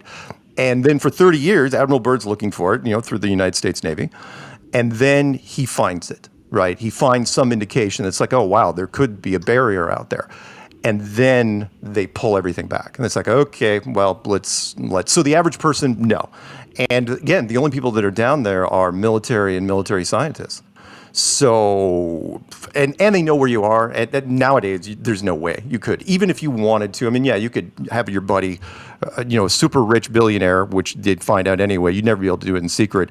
You'd have to bypass GPS because GPS is the United States military, and just head off into the snow, right? And, well, okay, so then, all right. So if we can't get there, what does your theory say is there? What do you mean? Can't get there. It just makes it difficult. I wouldn't say you can't get there. It's just limited to what you can do. I mean, do you guys really think that if you are able to get a permit to go to Antarctica, you can just explore freely? No, No. not at all. You always have to be guided by someone. And what's the excuse? Oh, it's very dangerous for you. It's just too inhospitable. You're going to die. It's too cold. What do they do to anybody that goes try and do it by themselves anyways? They get arrested. Yeah. It's quite crazy.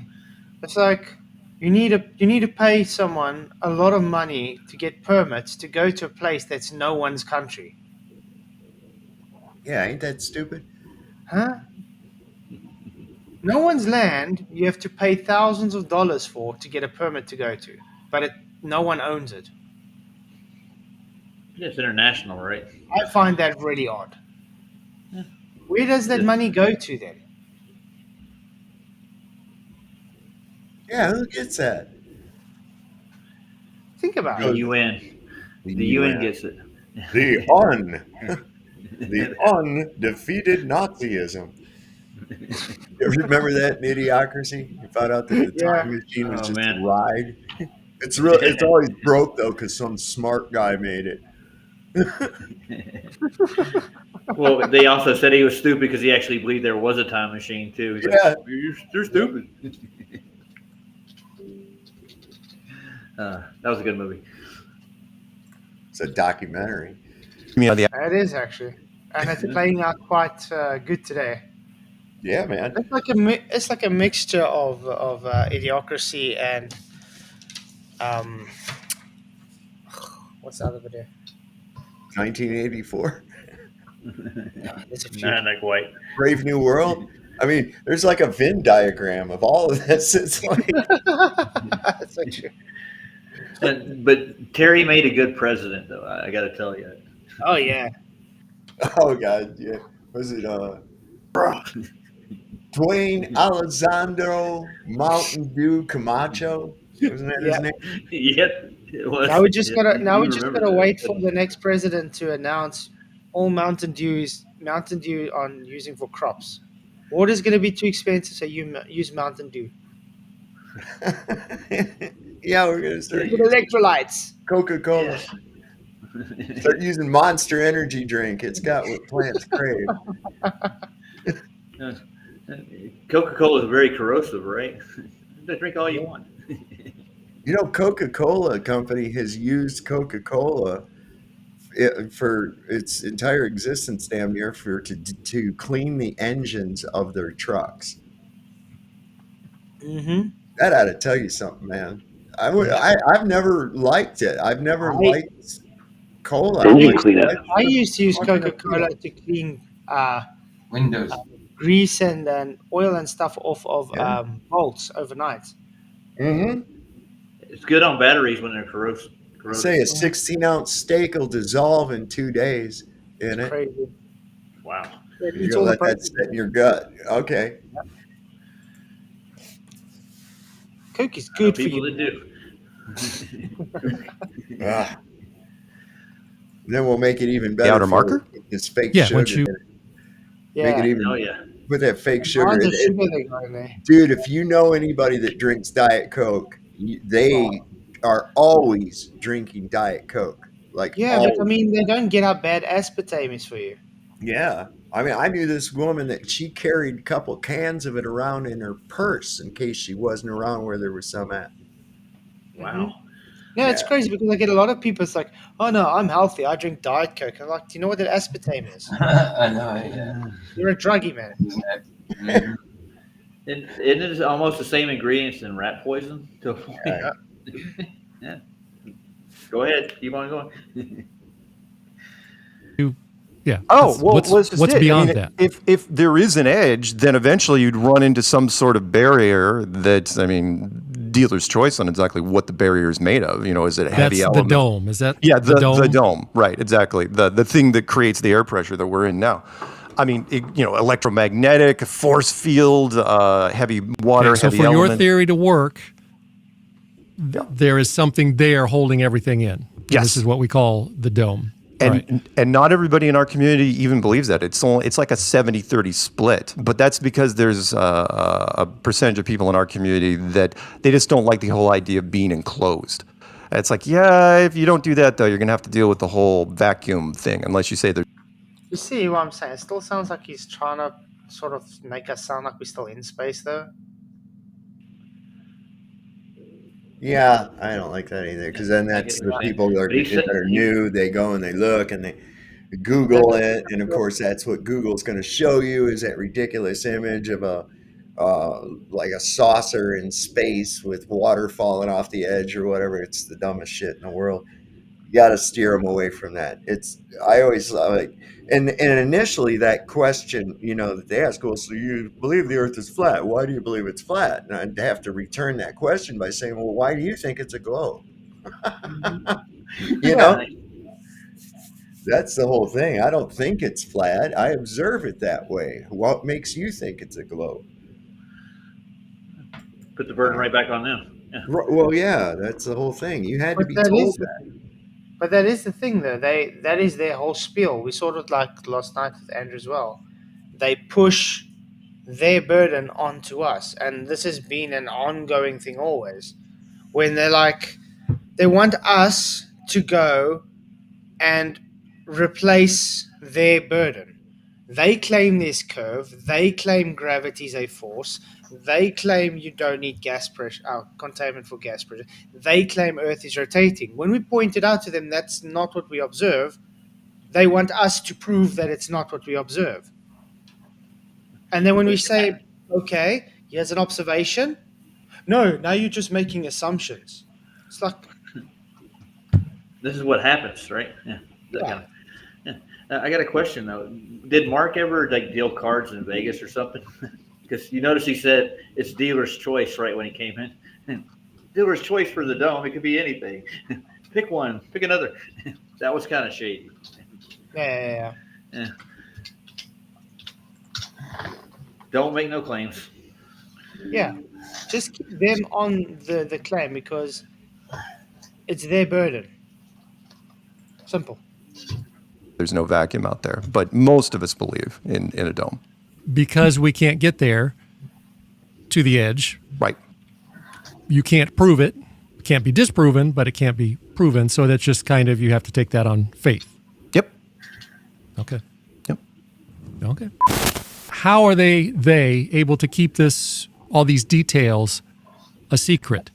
Because you've got Organization. not just the U.S. government going up into space for the last 75 years or so.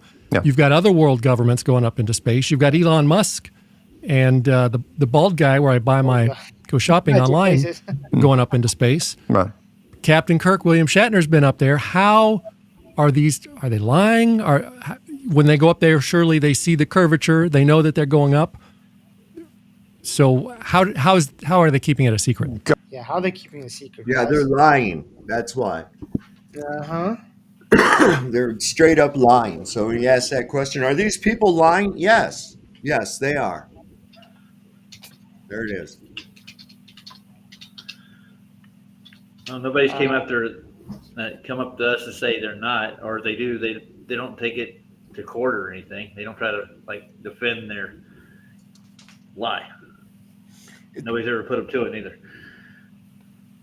And the thing is, I never have, I have, but I do it by planting seeds. I'll just ask questions. Ain't that weird that this, that, and the other, that, and that'll usually spark up a conversation.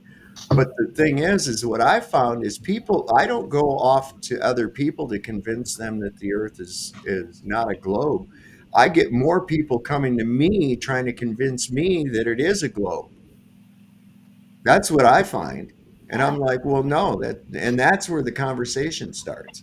You see, it's almost like there's a need. Wait a minute, we've got one that can see. We need to fix him back. And the telltale statement. Oh, you still think the Earth is flat? That either indicates one of two things. Either they think you transported here from the 1400s, or that they once thought the Earth was flat as well until they were convinced by someone that it was not. That's it. Yep. Can you guys see this on screen? Oh, yeah. Yeah, that's a nice camper. What is that? No, this is a plane. Airplane. Flying Nice. 777. Okay. These are not real windows.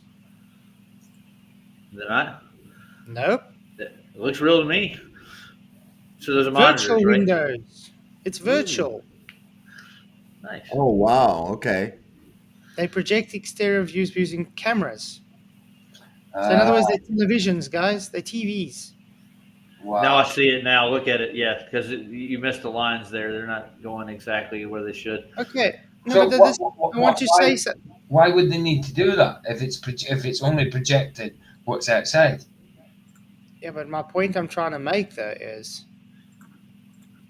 how did William Shatner think that where they went was true? Yeah. Yeah. Oh, Yeah, look at that. It's bullshit right there. I don't know. Maybe it's easy to climb in a simulator Mm-hmm. and you believe that you're going somewhere. Yeah, they could Very they easy. could do that. And I mean, what William's like 95 years old now. Yeah, and he was convinced we had fixed models and strings anyway, so he's got to be convinced we with some digital.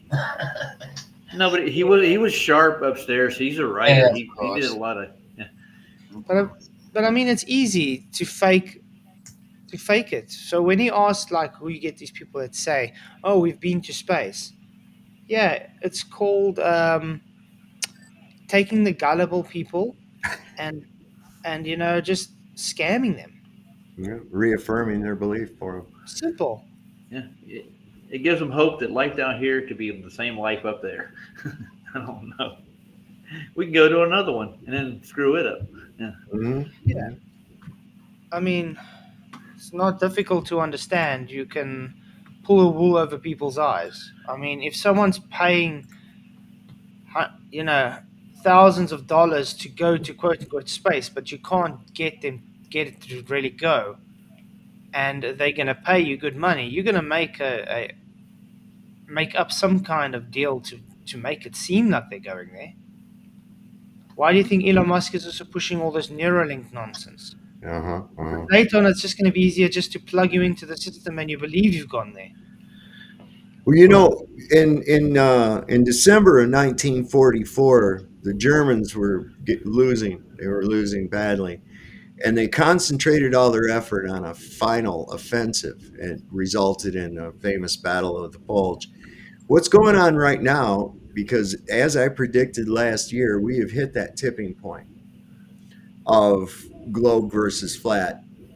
Even the "I'm not sure" in polls is starting to beat out the number of people that actually believe that the Earth is a globe.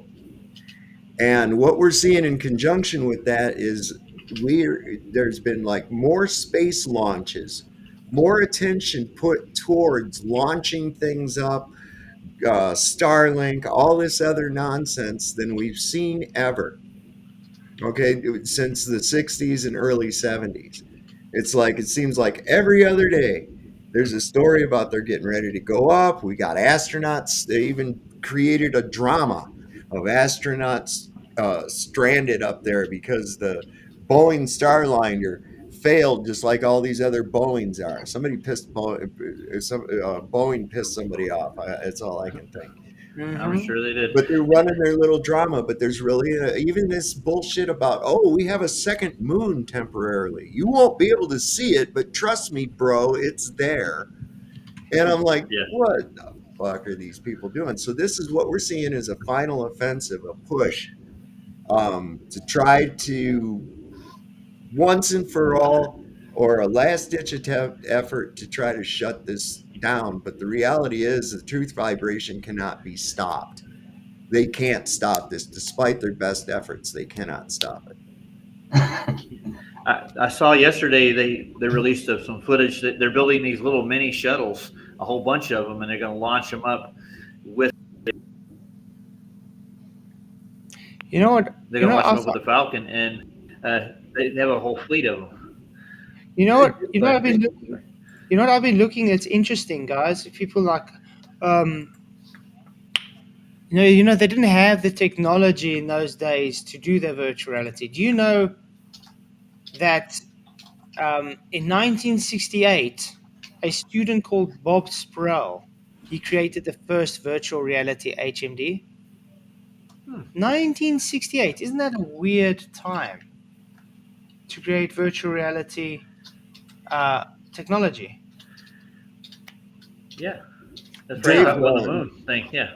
Did you see there where deep inside the rabbit hole, Dave? He said, "I have a great Starlink story from my flight yesterday." I told him he should come up and tell us about it, man. It's right up there. It's pinned in the thing, but let me. Dave, the link's at the top. Oh yeah. It should also come and tell us how, without a shadow of a doubt, Earth's flat. I think you should. Yeah. There we go. But it's good to see you guys. And I see Sean from Kingdom in Context also there. What's up, man? Good to see you guys. But yeah, so I mean, the fact that they were able to create, to make the, to produce VR technology at the same time they were sending people, quote unquote, to space, is very telling. Yeah, it is. I thought I saw they had other technologies even further back, but they don't use them. Yeah. Jaron looked into it for a while. He had a little series he did on it, how they had Mm-hmm. camera technology to do certain things before that. Yeah, and then the 1980s was the Intel invented a high definition monitor window. Weird. So we can clearly say people that believe they're going to space can easily be duped. Hell yeah. Well, first off, what was the motivation behind inventing such a thing in the first place? Mm-hmm. That's what you have to look at. Why would anybody need that? We have a window, but instead we're going to simulate what's outside with this. It's obviously designed to fool people. That's its purpose, is to fool people, to not be able to distinguish whether they're actually seeing outside or whether they're seeing a TV monitor. Yeah. That's the only thing it could be. Yeah, but I mean, look at NASA. They got 21 VFX studios. 21. Yeah. The biggest You know in what the I mean? world. Biggest in the world. Yeah.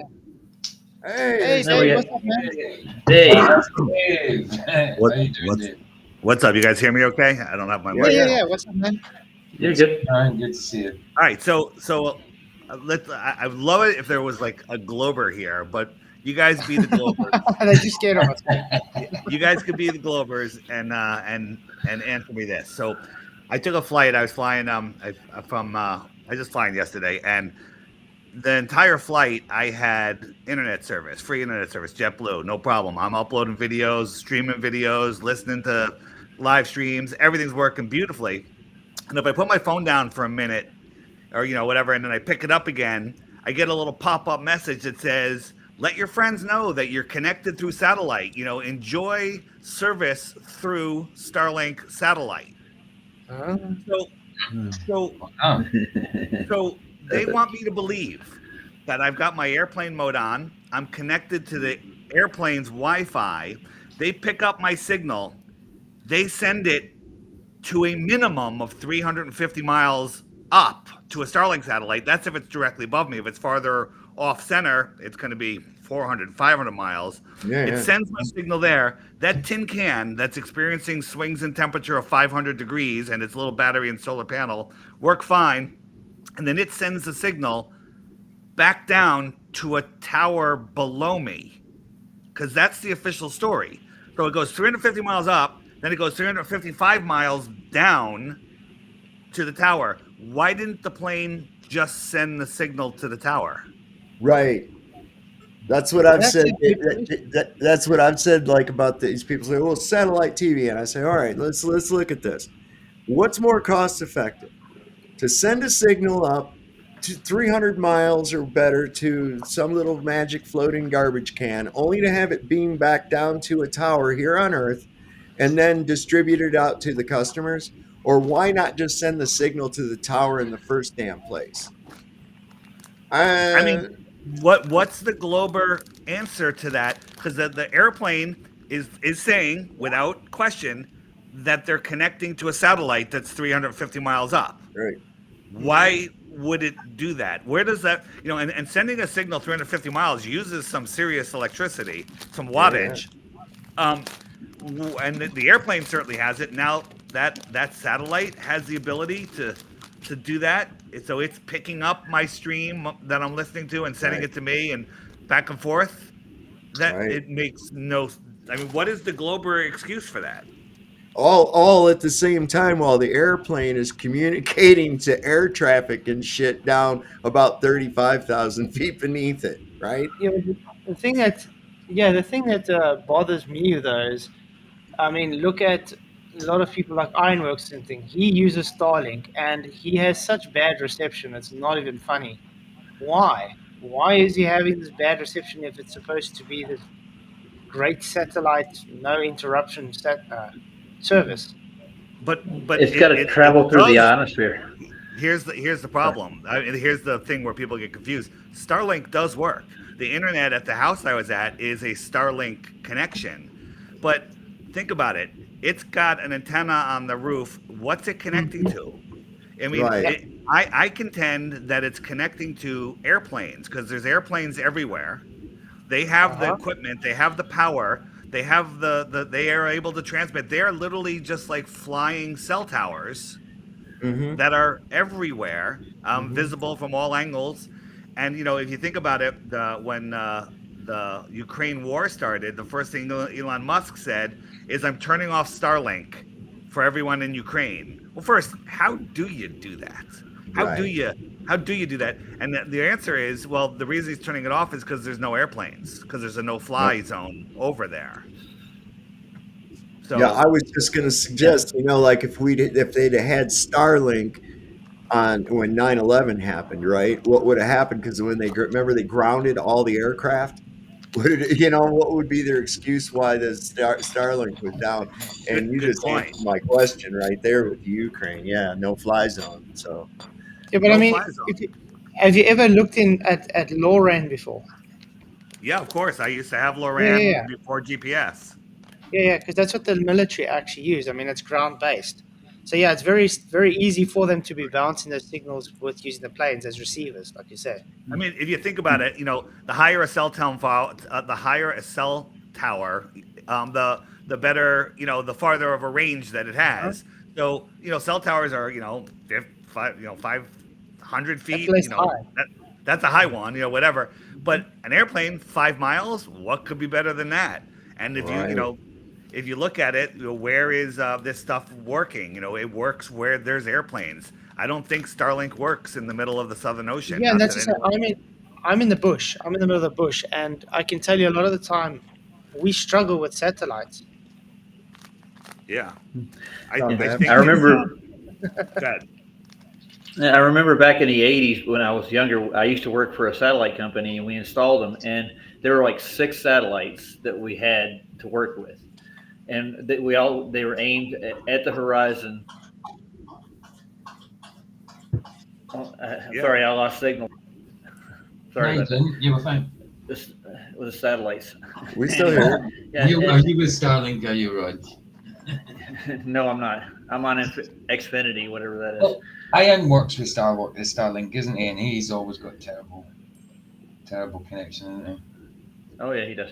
Well, I was saying when we installed them, they have these things called LMB horns they put on them. They're just basically high frequency receivers, and there's an antenna in the air at that 45-degree angle. If they're broadcasting a broadband signal, it'll spread over a distance. So if they have a signal that are broadcasting from planes, they could do exactly the same thing with an LMB horn on a tower.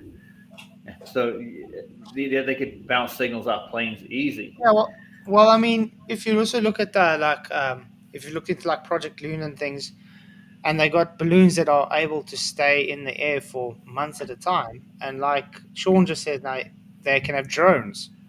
It's easy to have all these autonomous drones and balloons and stuff using as relays all over. Definitely easy. And I like Dave's little thing when he puts the copper wire up and gets more voltage the higher you get up. So they could broadcast signals faster just in that band of electricity above us. But yeah, it's a good point. Why send a signal further when it can just go closer?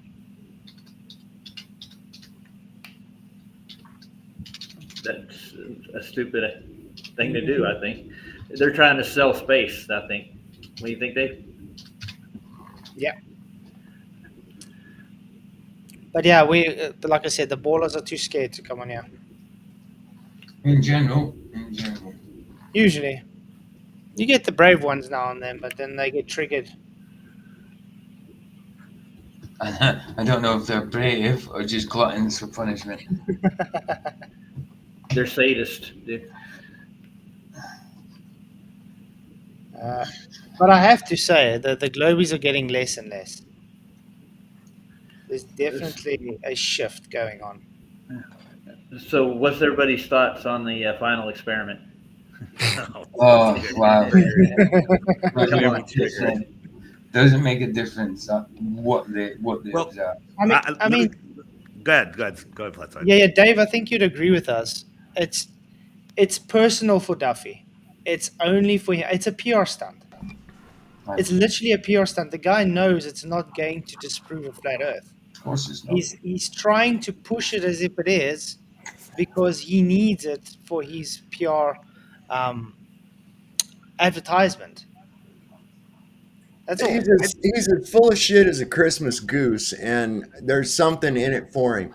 Nobody drops money down like that without there being some return. Okay, I'm sorry.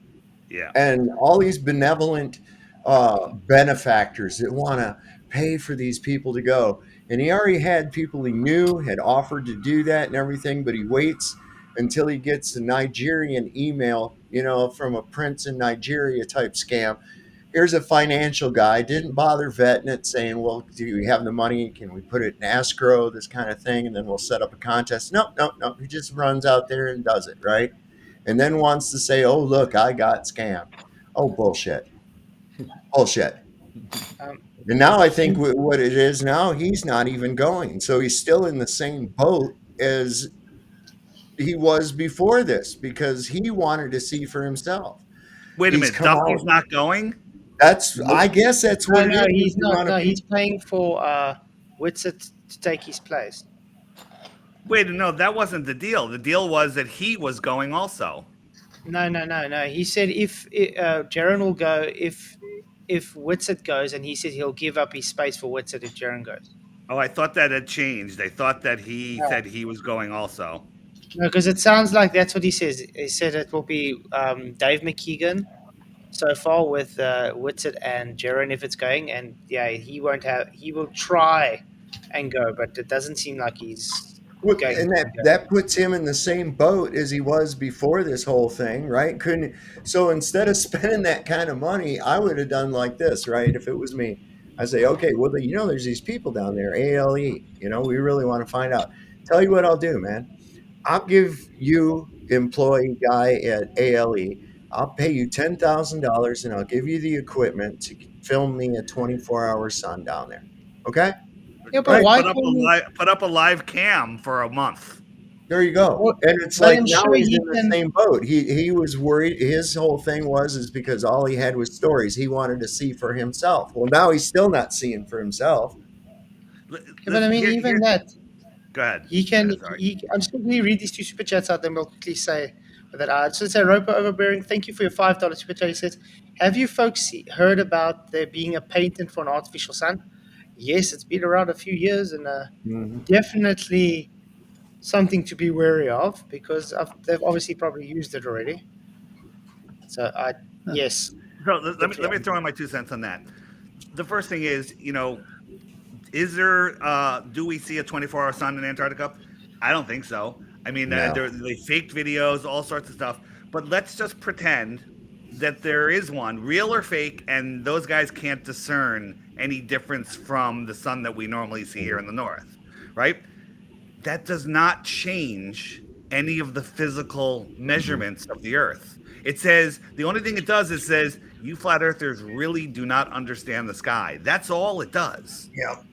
Right? It doesn't change. We can see too far. Laser flashes, mirror flashes, the microwaves, just all of the stuff. It doesn't change any of that. Because they're saying, wait a minute.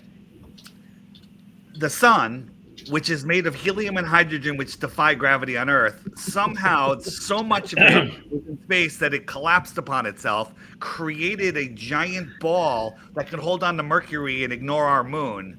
And not Mercury, hold on to Pluto and everything else, but ignores, pulling on any moons that are, and it can exist in a vacuum. So something that is physically impossible, its motion in the sky, its motion, the only thing that we can really see, is going to change the physical measurements of the Earth. The entire premise of the thing is completely nuts. Duffy is disingenuous, and he won't look at any of that. So, is it good that we're sending people down there? Sure. I get it is observing the sky, but under the premise of this thing is a completely false premise. And people are making the thing. Dave Weiss says he offered a free trip, and he says no. Yeah, because it's not going under a false premise. However, if it wasn't a false premise, and it was like something I wanted to do, Whitsitt and Jaron are far more qualified with their ability to do measurements, camera work, all that stuff. They're way better. I am an amateur at that stuff, so I'm not the right guy to send there. You want some free candy? What's wrong with you, kid? Get in the van. Did you see my meme, Dave? Did you see the meme I made? No, I didn't see it yet. No. I got a meme of Duffy handing out free candy from a windowless white van. It's pretty funny. Oh yeah, I mean that's exactly my thoughts on it. I'll have to see it. It's on the Flat Earth Podcast Facebook page. It's also I tweeted it on X. It's pretty funny. And I just want to say thank you, Queen Bee, for your £10, which she says, see you all tomorrow. I'm not listening to Don't Know Dave. He's not a flat earther. I just want to ask you, because people are like on two minds, like that. They don't believe you're a flat earther. Me? I think David stems from, I think it's the Jesse interview. The Jesse thing. You couldn't say the earth is flat. You couldn't just say let me tell you what's going on. I was tipped off that he was going to ask me, is the earth, do I think the earth, absolutely know that the earth is flat? And if I said yes, he was going to say, oh, you don't believe in mountains and valleys. So I just made him define what flat is. I'm like, you zoom in, I'm looking at my table, it's flat. But if I zoom in on it, it's going to look like Mount Everest, right? I know, but he didn't define flat, did he? He just kept saying to you, you're called flat earth Dave, you should know what flat is. I mean, if that was me, personally, Dave, I would have just said, 100% it's flat. Yeah, but then he would have cut me off. He would have said, "Oh, you don't believe in hills and mountains." Then he had all these pictures of mountains to show me, and then he wouldn't let me talk. He'd probably kick me off the show, and that would be the end of it. He's a strong man. I still would have set my position straight, saying I'm a flat earther. Yeah, I got it. So go ahead. So we just said it straight. You are a flat earther. That's all we want to know. Okay. All right. I listen. A lot of flat earthers don't like to say they're flat earthers. They say they're anti-globe. They don't know what the Earth is. I say that's a cop-out. Earth is a level, horizontal, topographical, stationary plane, and to me, that is flat. Now, that's what I always say too. I say it's a level, stationary, topographical plane contained within a dynamic fluid pressure system. And I will say contained because there's no other way to have this dynamic pressure system at all without containment. Now, when they ask me, well, what is the dome and where is the dome? I'm like, shit, I don't know. I only know it has to exist. And it's like Keith has said before. He said, if I have a T-bone steak in front of me, I don't need to see the cow that it came from to know that it was a cow involved. It might in the future with the printed meats that they're coming up with. Hey, can I ask Dave a question right quick? You guys can ask me any question you want, by the way. No questions are off limit. I'm an open book. I just, people like, Dave won't do this. Dave bans. No, I'll answer any question. I've never, ever said no to a question. Okay, well, it's not really a question, it's a statement. I just got a Facebook post from you, and it's got chemtrails in it, and it says, if you know, you know. Did you put that out? Yeah, that was made this morning. Yeah, I just got it just now. It was really weird. You show up and then I get the post. It was like you're right on time. Like, I don't know, 8 hours ago, I guess. Now Facebook's behind. Yeah, I find it. I find it really odd that they trying to clamp on chemtrails and things really bad these days. Oh, it's real. The spraying here is unreal. It's so bad. It's so bad. Oh, and my other question was, have you ever met Duffy in person? Oh yeah. So before he came out with the final experiment, I was at in Tennessee at the Greg Locke debate, and he comes up to me like a fan. Hey Dave, shakes my hand. He goes, like, hey, what, what's your name? I was just being, a lot of people are coming up to me. And he goes, oh, you don't know me, but you will. And he had this creepy look, and I got this really creepy feeling from him. He takes a picture with me, and then that was it. And and the other thing is that's when I also met McToon in person, and I got the creepiest feeling from him too. It was like It was really really weird. Well, what I've said about this whole thing right here, okay, so I don't think it's going to happen, and if they do go, they're not going to see shit. It's going to be Yeah, that's in my number clouds one or pick whatever. also. But I've said if they do see a 24-hour sun, that's going to mean one of two things. Okay, there's something about the sun that we don't understand, or there's some fuckery afoot, because Exactly, Dave. it's not going to throw everything else out the window. It's just not going to. Right. Yeah. Jaron is so convinced that there will not be a 24-hour sun, and he very well might be right, that, you know, he's making bold statements. So there, I see you got my meme up. He's making statements saying, you know, if there's a 24-hour sun, that, you know, leads me to believe the Earth is a globe. He doesn't really that. I mean, I'm just speaking for him. I'm not saying it.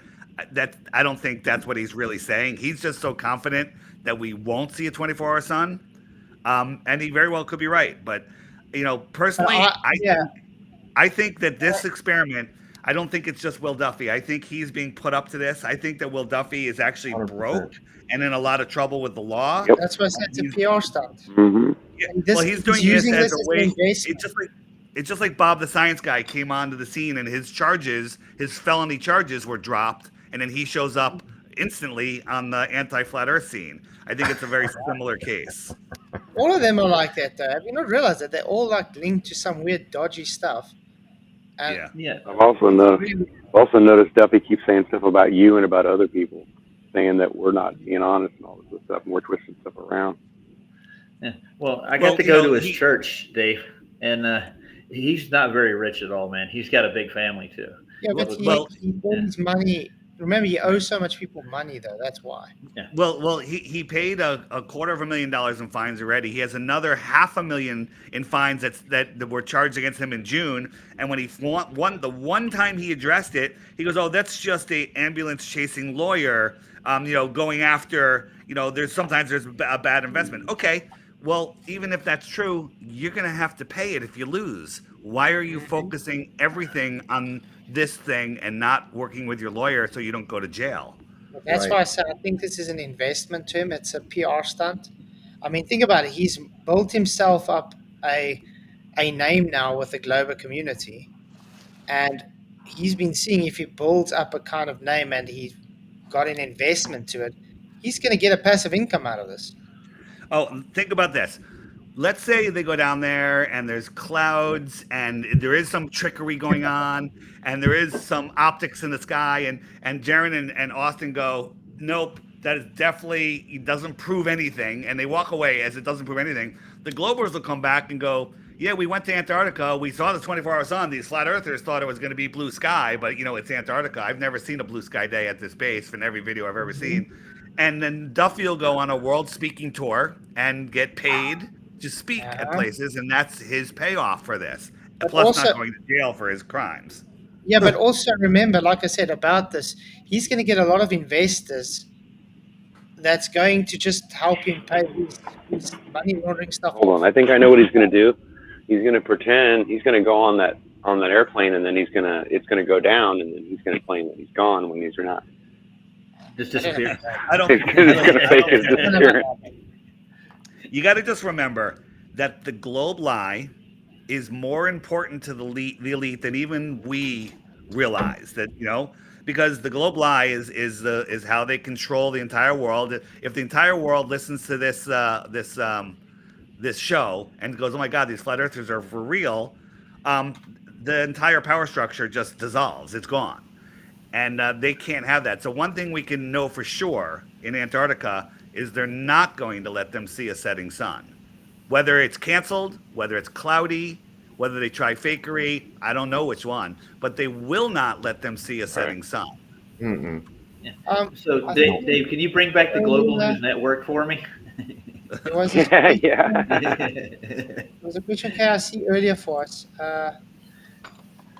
No, it wasn't this one. There was another one. Sorry. There we go. Do you have any disagreements with the people from the FE communities crowdfunding a trip for a few people to Antarctica? Is that a question to me? Well, Sean. Yeah, to us. Yeah.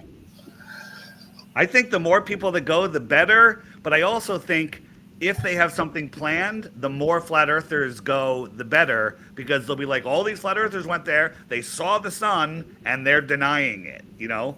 Because you try to explain to a normie that's never even looked into flat earth or just, you know, is a globey normie, and they're like, look, it's daytime in Antarctica. Well, that can be explained on a flat Earth model. And the sun behind the clouds, you know, there was a light behind the clouds that circled around them, but they're denying it, right? Then our voices won't be heard that well. And, you know, Duffy will be on Good Morning America, you know, whatever. And he'll be, you know, they'll spread the word, because that's what they always do. They always run with their straw mans. They always, you know, and they get the publicity. There's still people today that say flat earthers are stupid because they even kill themselves trying to prove the Earth, as Mad Mike did in his rocket, right? But they still believe, because the mainstream media worldwide ran with that story, that he was trying to prove the Earth is flat by jumping 18. Mike wasn't a flat earther, was he? No, he was a flat earther, and he needed $7,000. Use it as PR. No, he wasn't doing any. This was not a flat Earth thing. He wanted to break Evel Knievel's steam-powered jump record, and he needed $7,000 for his steam engine. And so some flat Earthers said, "Hey, we'll crowdfund it for you, but you have to put research flat Earth on your rocket." He's like, "No problem." And then the media ran with it that he was trying to prove flat Earth. How stupid is that? Jumping 1,800 feet. Why don't you just go in a building or climb a hill? You know. And 1,800 feet. Yeah. To this day, they still run that story. Years later, they're still running that story again and again and again. And that's kind of what they do. They just, you know, if the Earth was a globe, they wouldn't need to straw man us. If the Earth was a globe, there would be no flat earthers, because there would be proof that it's a globe. Look, there is a good thing to this whole final experiment thing, though. Look how it is pushing the flat Earth around to everybody that has never heard of the flat Earth before. You sound like Mark Sargent right now. But that's my Nathan question. says the same thing. So that's my whole question for tonight. Is it good publicity or is it bad publicity? So All here, publicity is good. Listen, I agree. All publicity is good, but good publicity is usually better than bad publicity, but not always. But I'm with you. It's there's something more to this, like I said, and I'm sure everybody here agrees. And I caught him. I keep catching him in contradictions of things that he said in the past. Like when he first came on the scene with this, and he goes, "All right, well, let's find out once and for all. I'm neutral on this." You know, he played the neutral guy. And the other night on his video, he was talking about, I think you has turned down the opportunity to have a free trip paid for by a Glober. A free trip. Yeah, I'm like, look, you want to send me down to Sandals or the Bahamas or some bullshit like that? I'm down, right? I'll take that all day long, you know? But man, that's a trip. Okay, going to some place to freeze my nuts off for 5 or 6 days is not a vacation. It's not a trip, man. Yeah. I don't want to be there. I But stay in also- my house most of the winter because I despise the cold, Yeah, but man. Dave, imagine Amen. sitting on a plane and sitting in the cold for five days with people you can't stand. Toon, sitting in there with Toon and McKeegan. What? And Globey McGlobeface is going. Oh no, Oh, yeah, no, he man, is, isn't he? Yeah. you just made my brain poop, man. There ain't no I way. mean, think what a migraine you'll have after that, because the whole time they're just going to want to debate you over and over with everything. It's like, no, just leave me alone, man. Whatever happened to normal conversation, man? That would. Yeah. Well, Roger, I don't know. Are you secretly a member of his congregation now? So, I mean, you did go to his church. Oh, absolutely. Yeah. No, He's I'm not. definitely part of the church. Well, somebody left a comment on one of my son's videos that they had gone there to that church, and it was open. They went in. There was nobody there, and he heard people in the back arguing. And or at least having a very heated discussion about something. Then a dog barked, and he heard a chair scooch back, and he said, a guy came out there and said, "Yeah, what can I do for you?" And it was Duffy. Now, this is just a claim and a comment, and he said that He was clean shaven and looked just like Jake, the asshole. Like the asshole, huh? And then he said, he says, "Oh no," he says, and then he told him he was there looking for a pamphlet on the church or some information when they have services. And he said, "Did the flat earthers send you?" And he said no, and turned around and started walking out, and he heard them all start laughing and shit. And now I don't know how valid that is or anything, but somebody took the time to leave a pretty detailed comment. I don't know. Oh, he did, didn't he? Yeah. We haven't heard back from Jake the asshole about his. What was it? Well, he's an upward rising Earth guy now. Yeah, that's what I was going to say. Yeah. Oh, Hey, what do you think about the upward rising Earth? You asking me? Yeah. I think it's I think it's dumber than the globe Earth because it actually takes thought to come to that conclusion. Nice. Yeah, I've tried to talk with Dell about this so many times. It just doesn't get anywhere, though. Can we ask Dave the big question though? Do you think the Earth is flat, Dave? Of course. Listen, I just had to say it, bro. There's people that Monday morning quarterback me all the time, and you guess what? I don't do everything perfect, not nearly perfect. I just do the best that I can, you know. And I didn't listen to the whole show. I don't know if you guys were analyzing Mark because you like him, because you don't like him. I don't care. No, we were just trying to, like I said in the beginning, we're not trying to attack him. We don't want to. I'm actually tired of all the negativity in the community. What we're going through is like the way he presents some of his stuff sometimes sort of gives it like a he might have to progress his arguments. We're trying to say that. Listen, Flatzoid. It gives a different weird vibe. Listen, I totally agree, and I try to increase my stuff all the time. And guess what? So does Mark. If Mark ever says something that totally freaks you out, my suggestion to you is reach out. His phone number's out there. He'll talk to you. And guess what? He takes suggestions. He takes comments. Like, you know, like there were some things that he used to do, and I called out, like, Mark, this just comes off wrong. And he's like, oh, that's a good idea. Let me do that in the future. So Mark is, listen, I don't agree with everything Mark says. I don't agree with everything that you guys say. But Mark is an honest geek. He's a dork. Okay, I told him to his face. He's not a shill. He's a dork. But he is talking to the beginners. He's not at a level. Flatzoid, you're above where I am. You're talking to the people that are getting into scientists. You know, the highly educated people. I'm talking to freshmen, right? Yeah. I'm just bringing people in saying, look. I'm saying that you might have to look into is the way he presents it makes it still sound like they can push us in that strawman model, because he still makes it sound almost like we're in space, but we're just enclosed. And I've suggested that he no longer holds that flat Earth disc in his hand and show people, and he doesn't really do that anymore because that makes you think of a disc floating in space, even though that's not what he believes. It, you know, but I just encourage anybody, if you have a suggestion for Mark, reach out, be his friend, tell him what you think. He listens. He is really a nice guy. I was hanging out down there at Ruby Tuesdays. Or I'd like to meet him. I have the same last name as him. And but listen, Flatzoid, there's a lot you can teach him. There's a lot you can teach me. That's why I listen to your shows, because you know I listen to everybody and I just pick up as much information as I can. And this is one thing that we all get. We're all learning new stuff every friggin' day.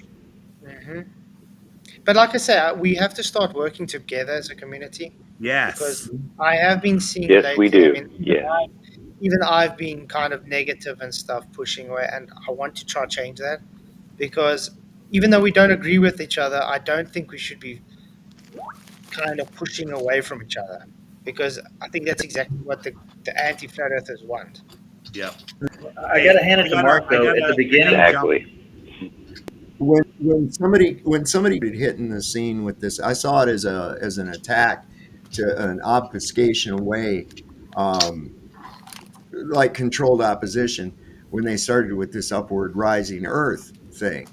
And you got to be careful too when you put out something and then claim it to be as something. Like I'm working on the idea of the sun being of electromagnetic in nature, reacting with the Earth through like an induction type situation, and maybe that giving us the idea as to why thing like Death Valley is one of the hottest places on Earth, and as you increase in elevation, it starts getting cooler and cooler and cooler. That perhaps there's something like that. Now, I'm not putting that out there as a belief. It's something that I'm working on my own. I've thrown it out there, the idea, and maybe somebody can pick up on it and go with it, you know.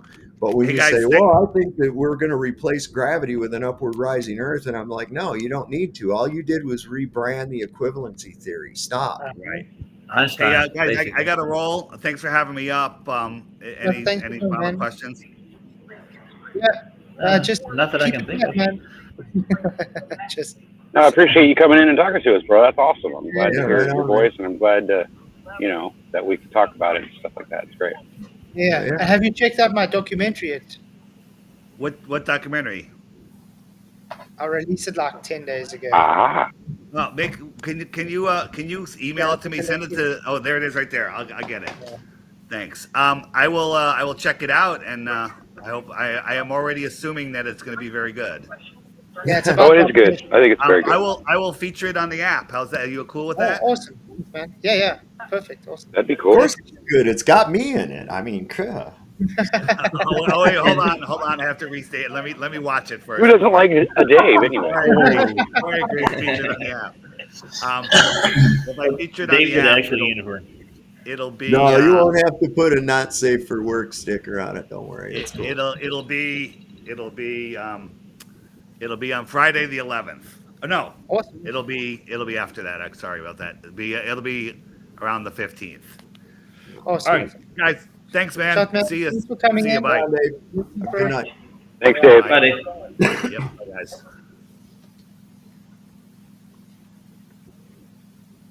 Well, I'm happy he came on. Yeah, man. How did that happen? He was in the chat. Well, he actually messaged today, and he says he watched Brian's presentation and he really enjoyed it. And Awesome. yeah, I think Brian's presentation was actually very good. But I do hang on, even though everybody has disagreements on if he's a real flat earther or not. But we asked him today if he's a flat earther, and he said yes. So you guys can make up your own mind. I still hold to. I don't really want us to push each other away. Right. Well, and something else we kind of discount too, especially after being in it for a while, that it's important that we have to go back and revisit these basics, because there's new people coming in, and they're coming in the middle of, in fact, I actually had a friend of mine reach out and say he wanted me to make a video just covering the basics and shit, and then he paid me to do that. So I'm kind of working out a way to do that, and kind of geared toward younger people. So I'm going to play around and see what I can come up with, build myself up a little. Use crayons. Yeah, no, you know what I mean. Like I'm kidding. I'm kidding. I got a storyboard of what to cover, how to do it, that kind of thing. So I'm working on an outline for that. Anybody working on animation yet? I'm just curious about that. But I think maybe I will contact Mark and just talk to him about some of the things, like I said, because it does come across. I mean, it's good what he's doing to get the people into the flat earth, like I said, but sometimes it makes it come across that shill vibe. That's what the people get because the way he's presenting it. So. Well, the media is very good at making somebody look like an asshole too, so we got to remember that. But yeah, but that's why I'm glad he came in, so we can iron some things out and just ask straight. Oh, you're flat earther. You guys heard it. Let's say that. So sometimes people do say things as well. I mean, even I've said things that I'm not very proud of in the past and stuff. And I think we can all move on from things. And this is going to happen to all of us at some point or another. So just remember that too. Yeah. No, I'm not saying just trust him or trust me or anything. I'm just saying you guys have your own opinions. And, well, my opinion is I don't want to just push people away. Lowry says, is this the documentary about flat earth stalkers? Yeah, it is. That's a good one. And you know what, guys? I could have made it much longer. Oh, you had tons of material, man. So much. But I do want to make another one later on where I'm actually going to have some Globers interviewed as well. So. Oh, nice. Well, make sure you turn the music down, Flats. Don't keep it up high. We want to hear your voice, And I'll be talking to actual psychologists as well. That's a Grab plan. that Lorelog guy. See if you can get him. Oh no, that guy doesn't even want to talk to me at all. That guy. If I just message him and say hello, if I I wanted tell to him, see you make his nose twitch. if I just say how's it going, Aiden Mattis, he literally wants to throw me into the pits of hell. I'll make his nose twitch in my morning stream. Where was was that on here? the I TikTok. saw that the Yeah, Bewitched. It's Is on that my you? yeah, it's on my stream Yeah, now. That's funny as shit, man. Because I was like watching it, I was like, that guy's got to tell. I'd love to play Creepy poker. looking dude, isn't he? He's a little bit creepy. It's Yeah. better than Craig's tail. He's got to dig in there to get his tail out. I don't know. I haven't heard in a long time, man. I haven't heard in a long time if him and Whitsitt are still going to have their boxing match or whatever, man. Oh They're yeah, supposed whatever happened to that? I don't know. I think Is it I think I was saying the other day, he'd need to put on a bit of weight. I mean, I don't know how good. If they can both fight to a certain degree, Witsitt's got to have to put on some weight. I'll tell you, Whitsitt's got about a foot on him. Or is he got about a foot on him? Yeah, Whitsitt's tall. He's got him on reach, that's for sure. Well, he may be about the same weight then if he's got about a foot on him. He's tall. He's a tall drink of water. I had to look up at him. Guys, Craig is big, but he's not as big as he used to be. He's lost This is weight. how loving Aiden Mattis is towards me, guys.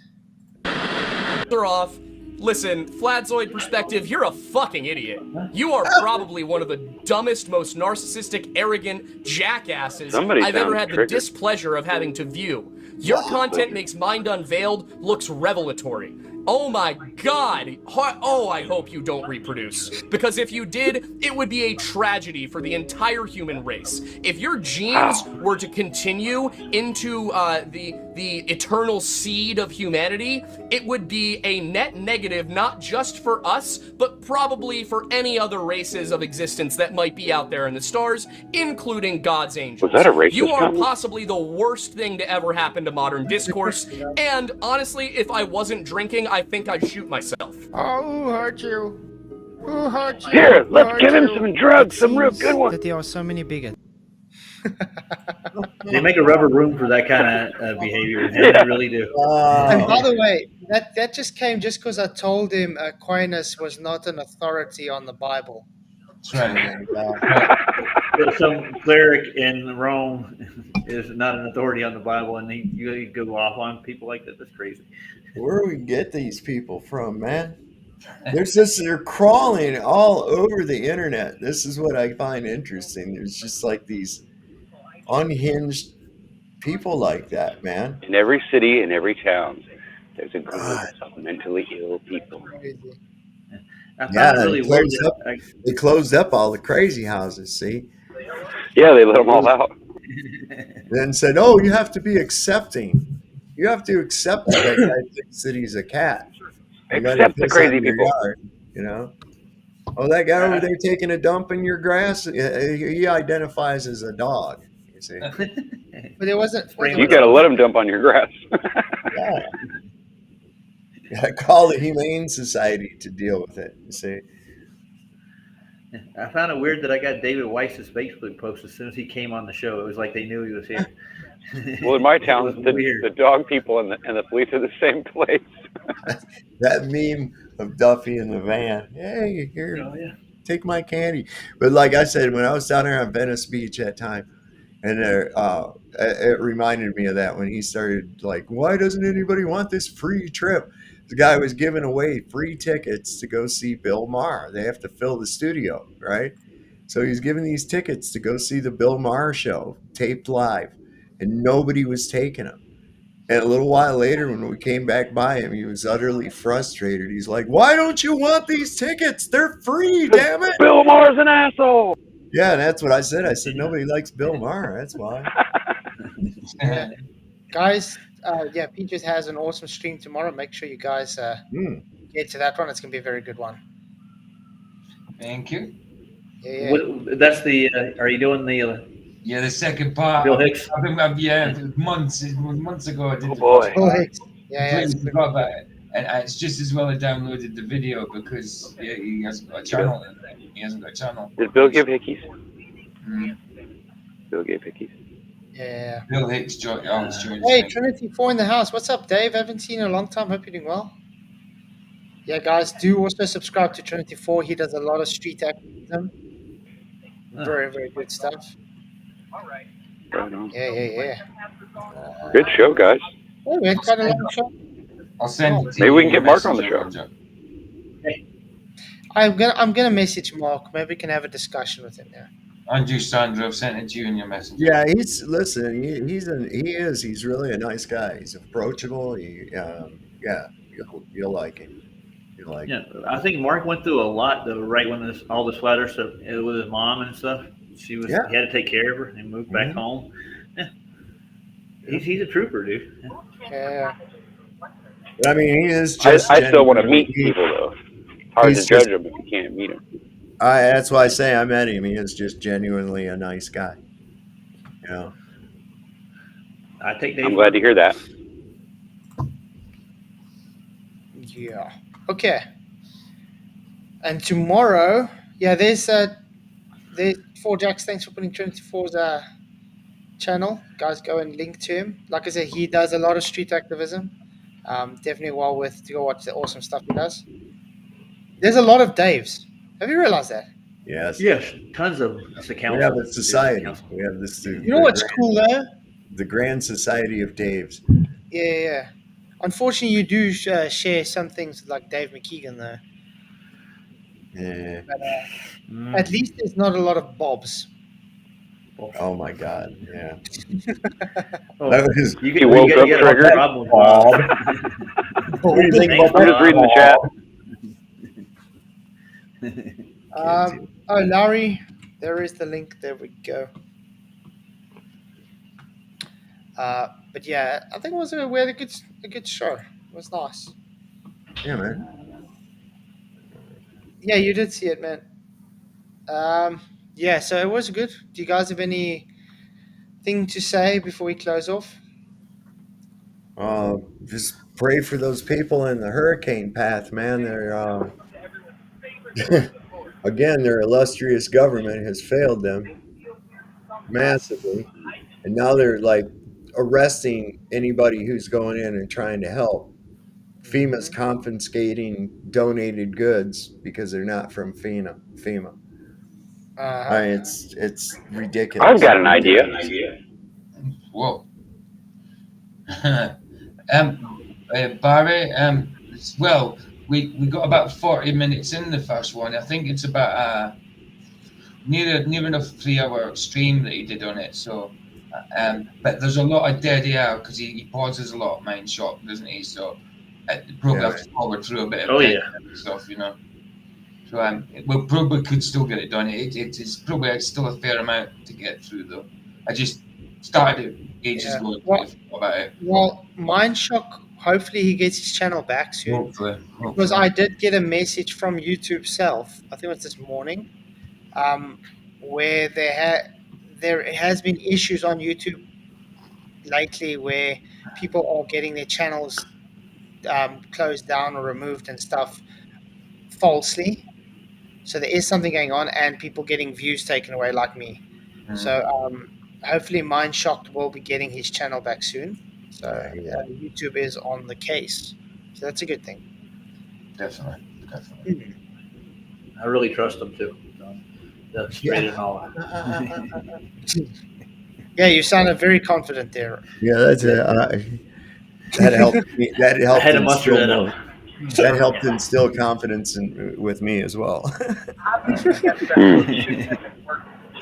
Well, I don't know, but have fun with that one. Yeah. So tomorrow night's going to be exciting because tomorrow night, like I said, we've got Andrew Johnson on coming to present. He wants to destroy the flat Earth once and for all. So we're going to have Andrew Johnson on, do his presentation. And then we will have a go at him. But we'll let him do his thing uninterrupted, so he can get everything he needs to say, and then just show him once again why he's wrong. You mean I can't pick on him the whole time? Damn it. Yeah, he'll be uninterrupted. I won't talk to the guy, so he'll definitely be uninterrupted by me. He's frustrating as hell. So yeah, it's gonna be fun tomorrow night. So we'll probably see Dave again.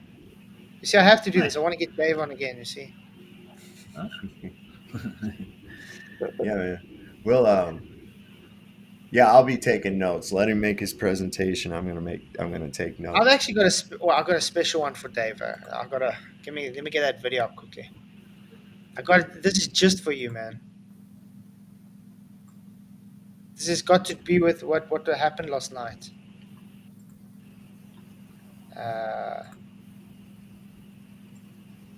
See if I can find it. We've lost it. We've lost the technology, and it's a painful process to build it back. Exactly. I'd go there in a nanosecond, I'm telling you. I would go to the moon in a nanosecond. You can see the zodiacal lights. The Magellan clouds. I'm looking for how do I get to my... During re-entry. What are you re-entering? It has to be. It has to be. Yep. I'd hit Command Z a lot. Wait, did I just make fun of someone? Oh my God, how dare I? Oh. Don't be doing that. Where's your soul, Ryan? Where is your soul? I lost it. If you guys find it, let me know, would you? Okay. I'm going to go on a search for right now. I've been looking everywhere. It's usually on the bottom of your foot, dude. And they bounce. Really? Oh, sorry, PJ. Did they make a shadow? I was making a Doc Martin reference to the bouncing souls they have on there. Bouncing souls. There we go. I found it. Oh, thank God. Yeah, your logically explained jokes are pretty funny. No, horrible. I've got the. This is for you, Dave. Took you a second. Oh no. Oh, yeah. It's Mr. Stalker himself. Ooh. FE got wrecked. Oh God. Who that? This is That's in conjunction to last night's chat, okay? Oh no. What he says. And then half your ass is off. FE got wrecked. Yeah, good morning. It's Aaron from my perspective, and I'm in the Flat Earth studio. And I just wanted to make a point. What is it them in the Flat Earth studio in the car? I don't know what's up with that. Absolutely. It's moving. Someone's got a lot of background noise. He's an imbecile. No, it's me. Somebody's what? There you go.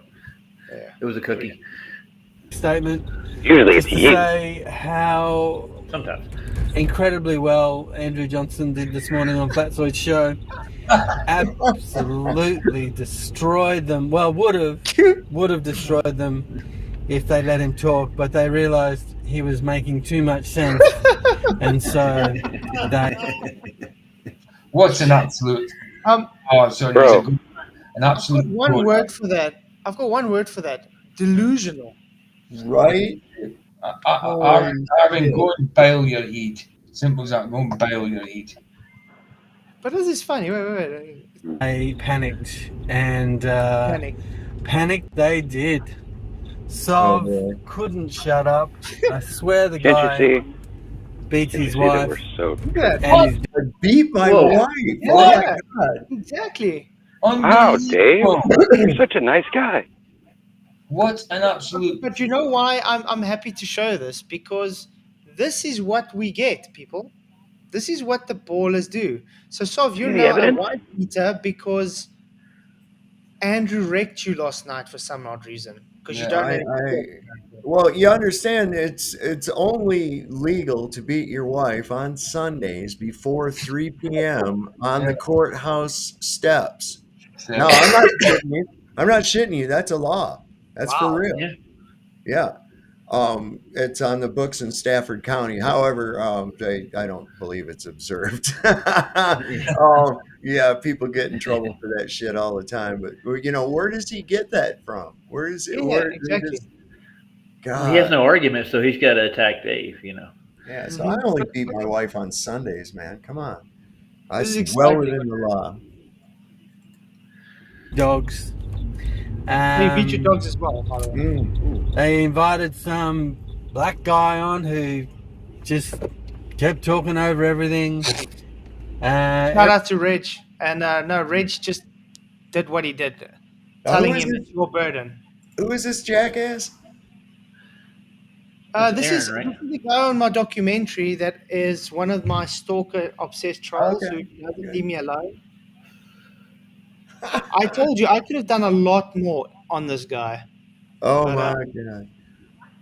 Yeah, This was just the stick that you beat her with can't be bigger than your thumb. That's the rule. Yeah.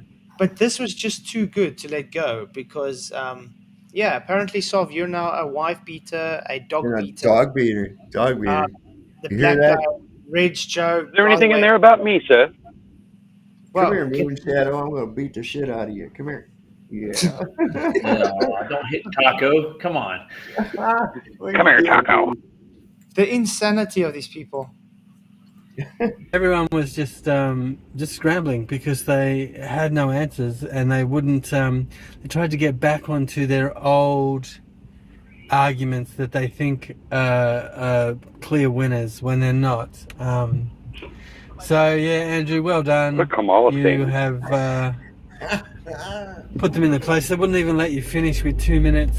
Dude, is Kamala like contagious or what, bro? I think so, dude. Could be.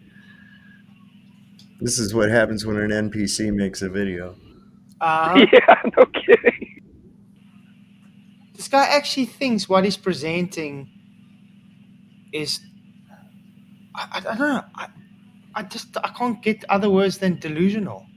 The guy... We should make videos this bad on purpose just to make fun of him. Hey, put a link to this for me down here in the chat. I'm gonna have to bring this up. Yeah, please. Let's have some fun with that. There we go, dude. All right, thank you. Oh man, wait till my wife sees it. Information about the second black swan. They couldn't even wait 2 minutes to do that. Yeah, you just absolutely made them shit themselves. Whoa. Was I not very I still got clear stains that in my you can pants. Wait. Was I not very clear you can come present tonight or tomorrow, do a proper presentation on it so it's not rushed? Because it was late, I am tired, and I need to go to work. He's misrepresenting you completely, Flats. That's all he's trying to do. He usually does that. Hey, what's up, Dave? What did Mark Sargent do? Nothing, man. He just had an interview with the guy. It's actually quite a nice stream. You check it from the beginning. But yeah, guys, do subscribe to Jesus Free Computer Geek. Really, really awesome guy. But yeah, it's sad that Aaron has to do this. So Dave, can I ask you the all-important question? Uh-oh. Go ahead. Do you beat your wife and your dog? Yes. No, actually, I beat my wife with my dog. Yeah, I'll get it. I'll take care of in one shot. Yeah, right. My wife probably. Yeah, no. We get our arguments and shit like that. They last a little bit, like maybe an hour or something like that, and then it's over. No, nothing ever physical like that. And these dogs are far from beaten. Oh my God, they're the spoiled little brats, is what they are. So I don't know where he would ever get that from. Yeah, everybody in your chat last night, Mojo especially, said you're a nice guy, Dave. And they were like, "There's a real man for you right there." Oh wow. Well, let's just put it this way. If someone comes and you look at this logically, they make a video saying, yeah, these guys got wrecked. They didn't give a person to talk, blah, blah, blah. And all he's doing is, oh, you beating this person, you doing that. And they're insulting, not actually giving any substance in their video. Oh, I can't wait to show that to my wife. That's going to show her ass off. I'd love to see Dave's wife reacts. Yeah. A few days ago, I covered what's his name? You are mocked, Chris. He was talking to Duffy And Duffy was saying, yeah, Flat Earther. Just the other day, Flat Earther called me a PDF file and all this and all that. Does it not just show you that that happens on their side as well? Yeah, both sides, unfortunately. Shows you. Yeah. Oh, and just for the record, it would not be a good idea to beat my wife or for anybody to attack her. She's armed. I'm not going after her. Fuck that. Man. You see this? No, see this chain link right here? See where it's blowed through right here? She did that at 100 yards with an AR-15. Nice. That's a long shot with an AR. Safely say, I don't think it would be wise to beat her. No, she has. She's probably got a gun too. She has a pink AR-15. No shit. Nice. I've seen the lady killers. They're nice. They got a whole range of like pastel colors they made for women. It's got a little inscription on the dust cover over the bolt. It says, "If you mess with the rose," dropped a big one in the chat. I was wondering what it stood for. It says, "If you mess with the rose," and then when it flips open, it says, "You get the thorns." Nice. Did you see that comment by Ryan? Who's he? He's Sargent. Yes, he is. Talk about you want, please research before I thought Lowry was going to come in. Who? He's in the chat. I know that. Yeah. Yeah, I'm gonna have a debate soon with someone.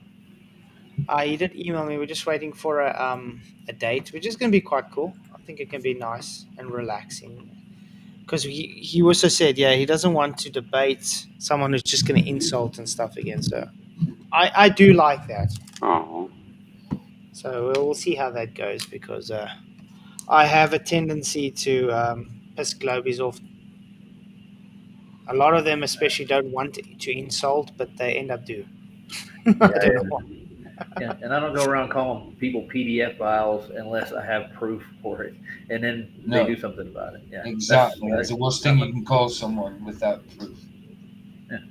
Well, it seems to be the flavor of the day. It's being thrown around, and there's been a lot of them being found and shit, recently, and so again, people just glom onto something. It's like these people that took the term word salad and just throw it around, every other sentence. Oh, word salad. It's like, I'm sorry, did I speak above your vocabulary? Do I need to dumb it down for you? I had to tell a guy on Facebook, look, I've dumbed it down as far as I can for you. I don't know what you're not understanding about it, but that's as lowest common denominator I can take it right there.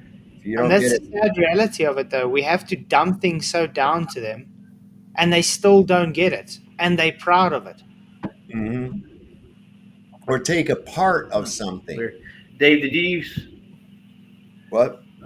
Did you say toss the word salad? Yeah, they toss the word salad around. They toss word salad around. I'm just throwing it up there. And then there's a Caesar word salad too. So. Yeah, you need that dressing for that. A little vinaigrette. That's when you make dictates in Latin. When you make dictates in Latin that don't make any sense, that's a Caesar word salad. What about the potentator? Or the Putintan. You've heard that one too, huh? So this dog got found that was at the Page County Animal Shelter, and my wife just sent me a message about it. This dog that was found, and I swear to God, it has to be my dog Peanut's sibling. It has to be. It's same markings, everything. It almost looks identical to her. And oh wow. Yeah, my dog, it was a product of a friend of mine's dog got out that was in heat and hooked up with a 3-legged stray pit bull and ended up giving these having these puppies. And this dog looks identical to my pit bull, to my Peanut. I swear to God. I wonder if I can pull that up on here. This thing is identical. Look at this thing.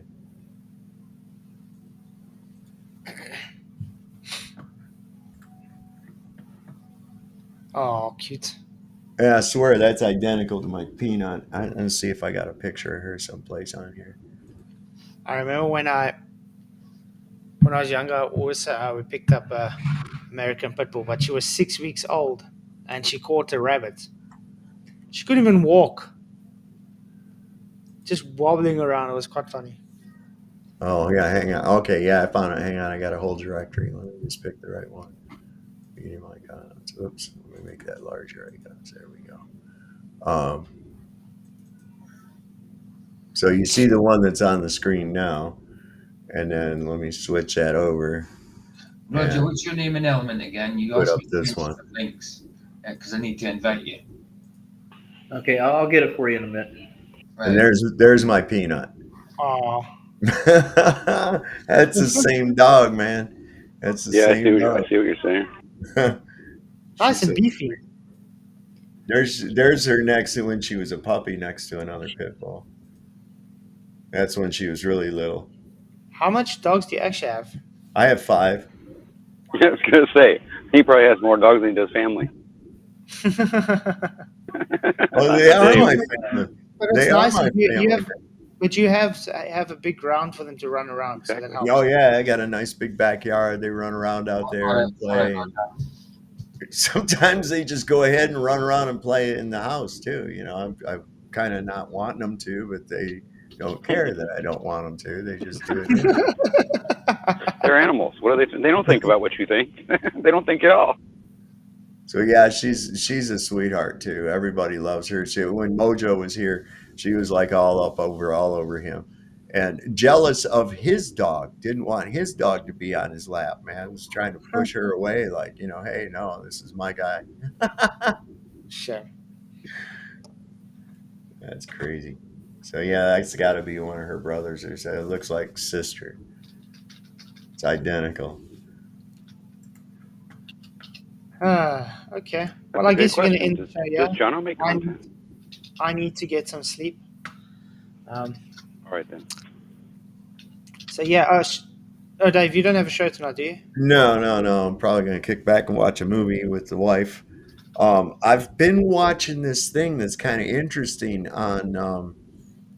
It was put out by CBS, and it's called Strange Angel. It's like a series, and it's about Jack Parsons, the guy that started JPL, Jet Propulsion's laboratory, and it was like him, and it's showing how he got into Thelema, and some of the rituals and shit that they were doing, and it's really kind of interesting to see what's going on, the connection behind it.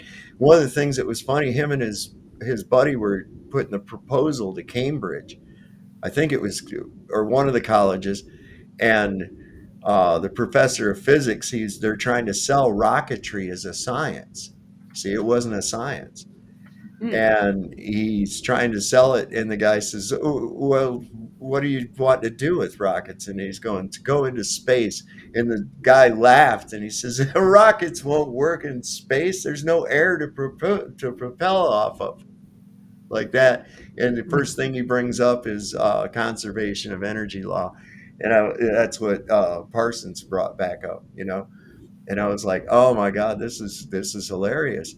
And so as they're going along, pretty soon the federal government came. It's World War II has started, and they came to his partner who had a bunch of correspondence with Wernher von Braun, and wanted to collect up all his correspondence because he was doing research into rocketry. And now the Germans were the enemy. So this is kind of interesting to see, you know, the behind the scenes shit that they usually gloss over. Now, how much of it is artistic liberalism, you know, when it comes to making something like that? Probably a great deal of it, but they're following along pretty well, I think. It's called Strange Angel. So if you're able to stream, you might be able to look that up. Nice. And yeah, John Lennon just made a video about basically that same thing with Primus. If you want to take a look at it, it's the latest album that Primus put out. It's just basically about stuff like that. They did a good job with the animation in it too. But it's Beatle-esque, like, because, you know, Lennon's son. But it's cool. Roger, that one in chat, that one in private chat, that's for Flatzoid's live chat. Okay. Just clicking that, then you ask all the permission, you know, all the permission that I think that's how it works. And Flats have to give you permission. There's the link, Jonah. RJ's link I put in there. I just subbed to you, RJ. Ooh. Check you out. Nice. Okay, so PJ. Pretty sure I'm already subbed to Jonah. Roger and Ryan, you guys doing R&R? I would like to do a show tonight, but I'm not sure how Roger feels. Rigger?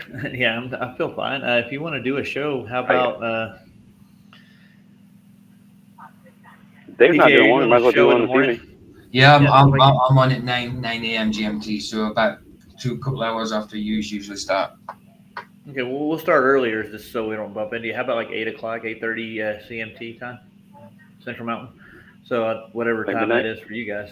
Well, like I say, I'm on 9 a.m. GMT. I always come to you when you're on. I always come to you, let you know when I'm coming on. Anyway, I've sent you the link anyway in Messenger. Yeah, our midnight's there 8 o'clock, basically. Or try to get started earlier. Our midnight is something like you're an hour off though. So it'll be 1 a.m. for you when I start. We had a few hiccups yesterday. We started at 8 o'clock yesterday, and Ryan got distracted, if you know what I'm saying, and my mic went out and my camera both. So, yeah, I had we started later. later. With somebody next to the house. These things do happen, but yeah, 8:30 be fine. Cool. Sounds good to me, sir. Great. Okay, so full of shows. Great to have you all here. If you haven't already, hit the likes, share the show. Really appreciate you. See, even the dogs are saying bye. Hi, Jolly. See you all.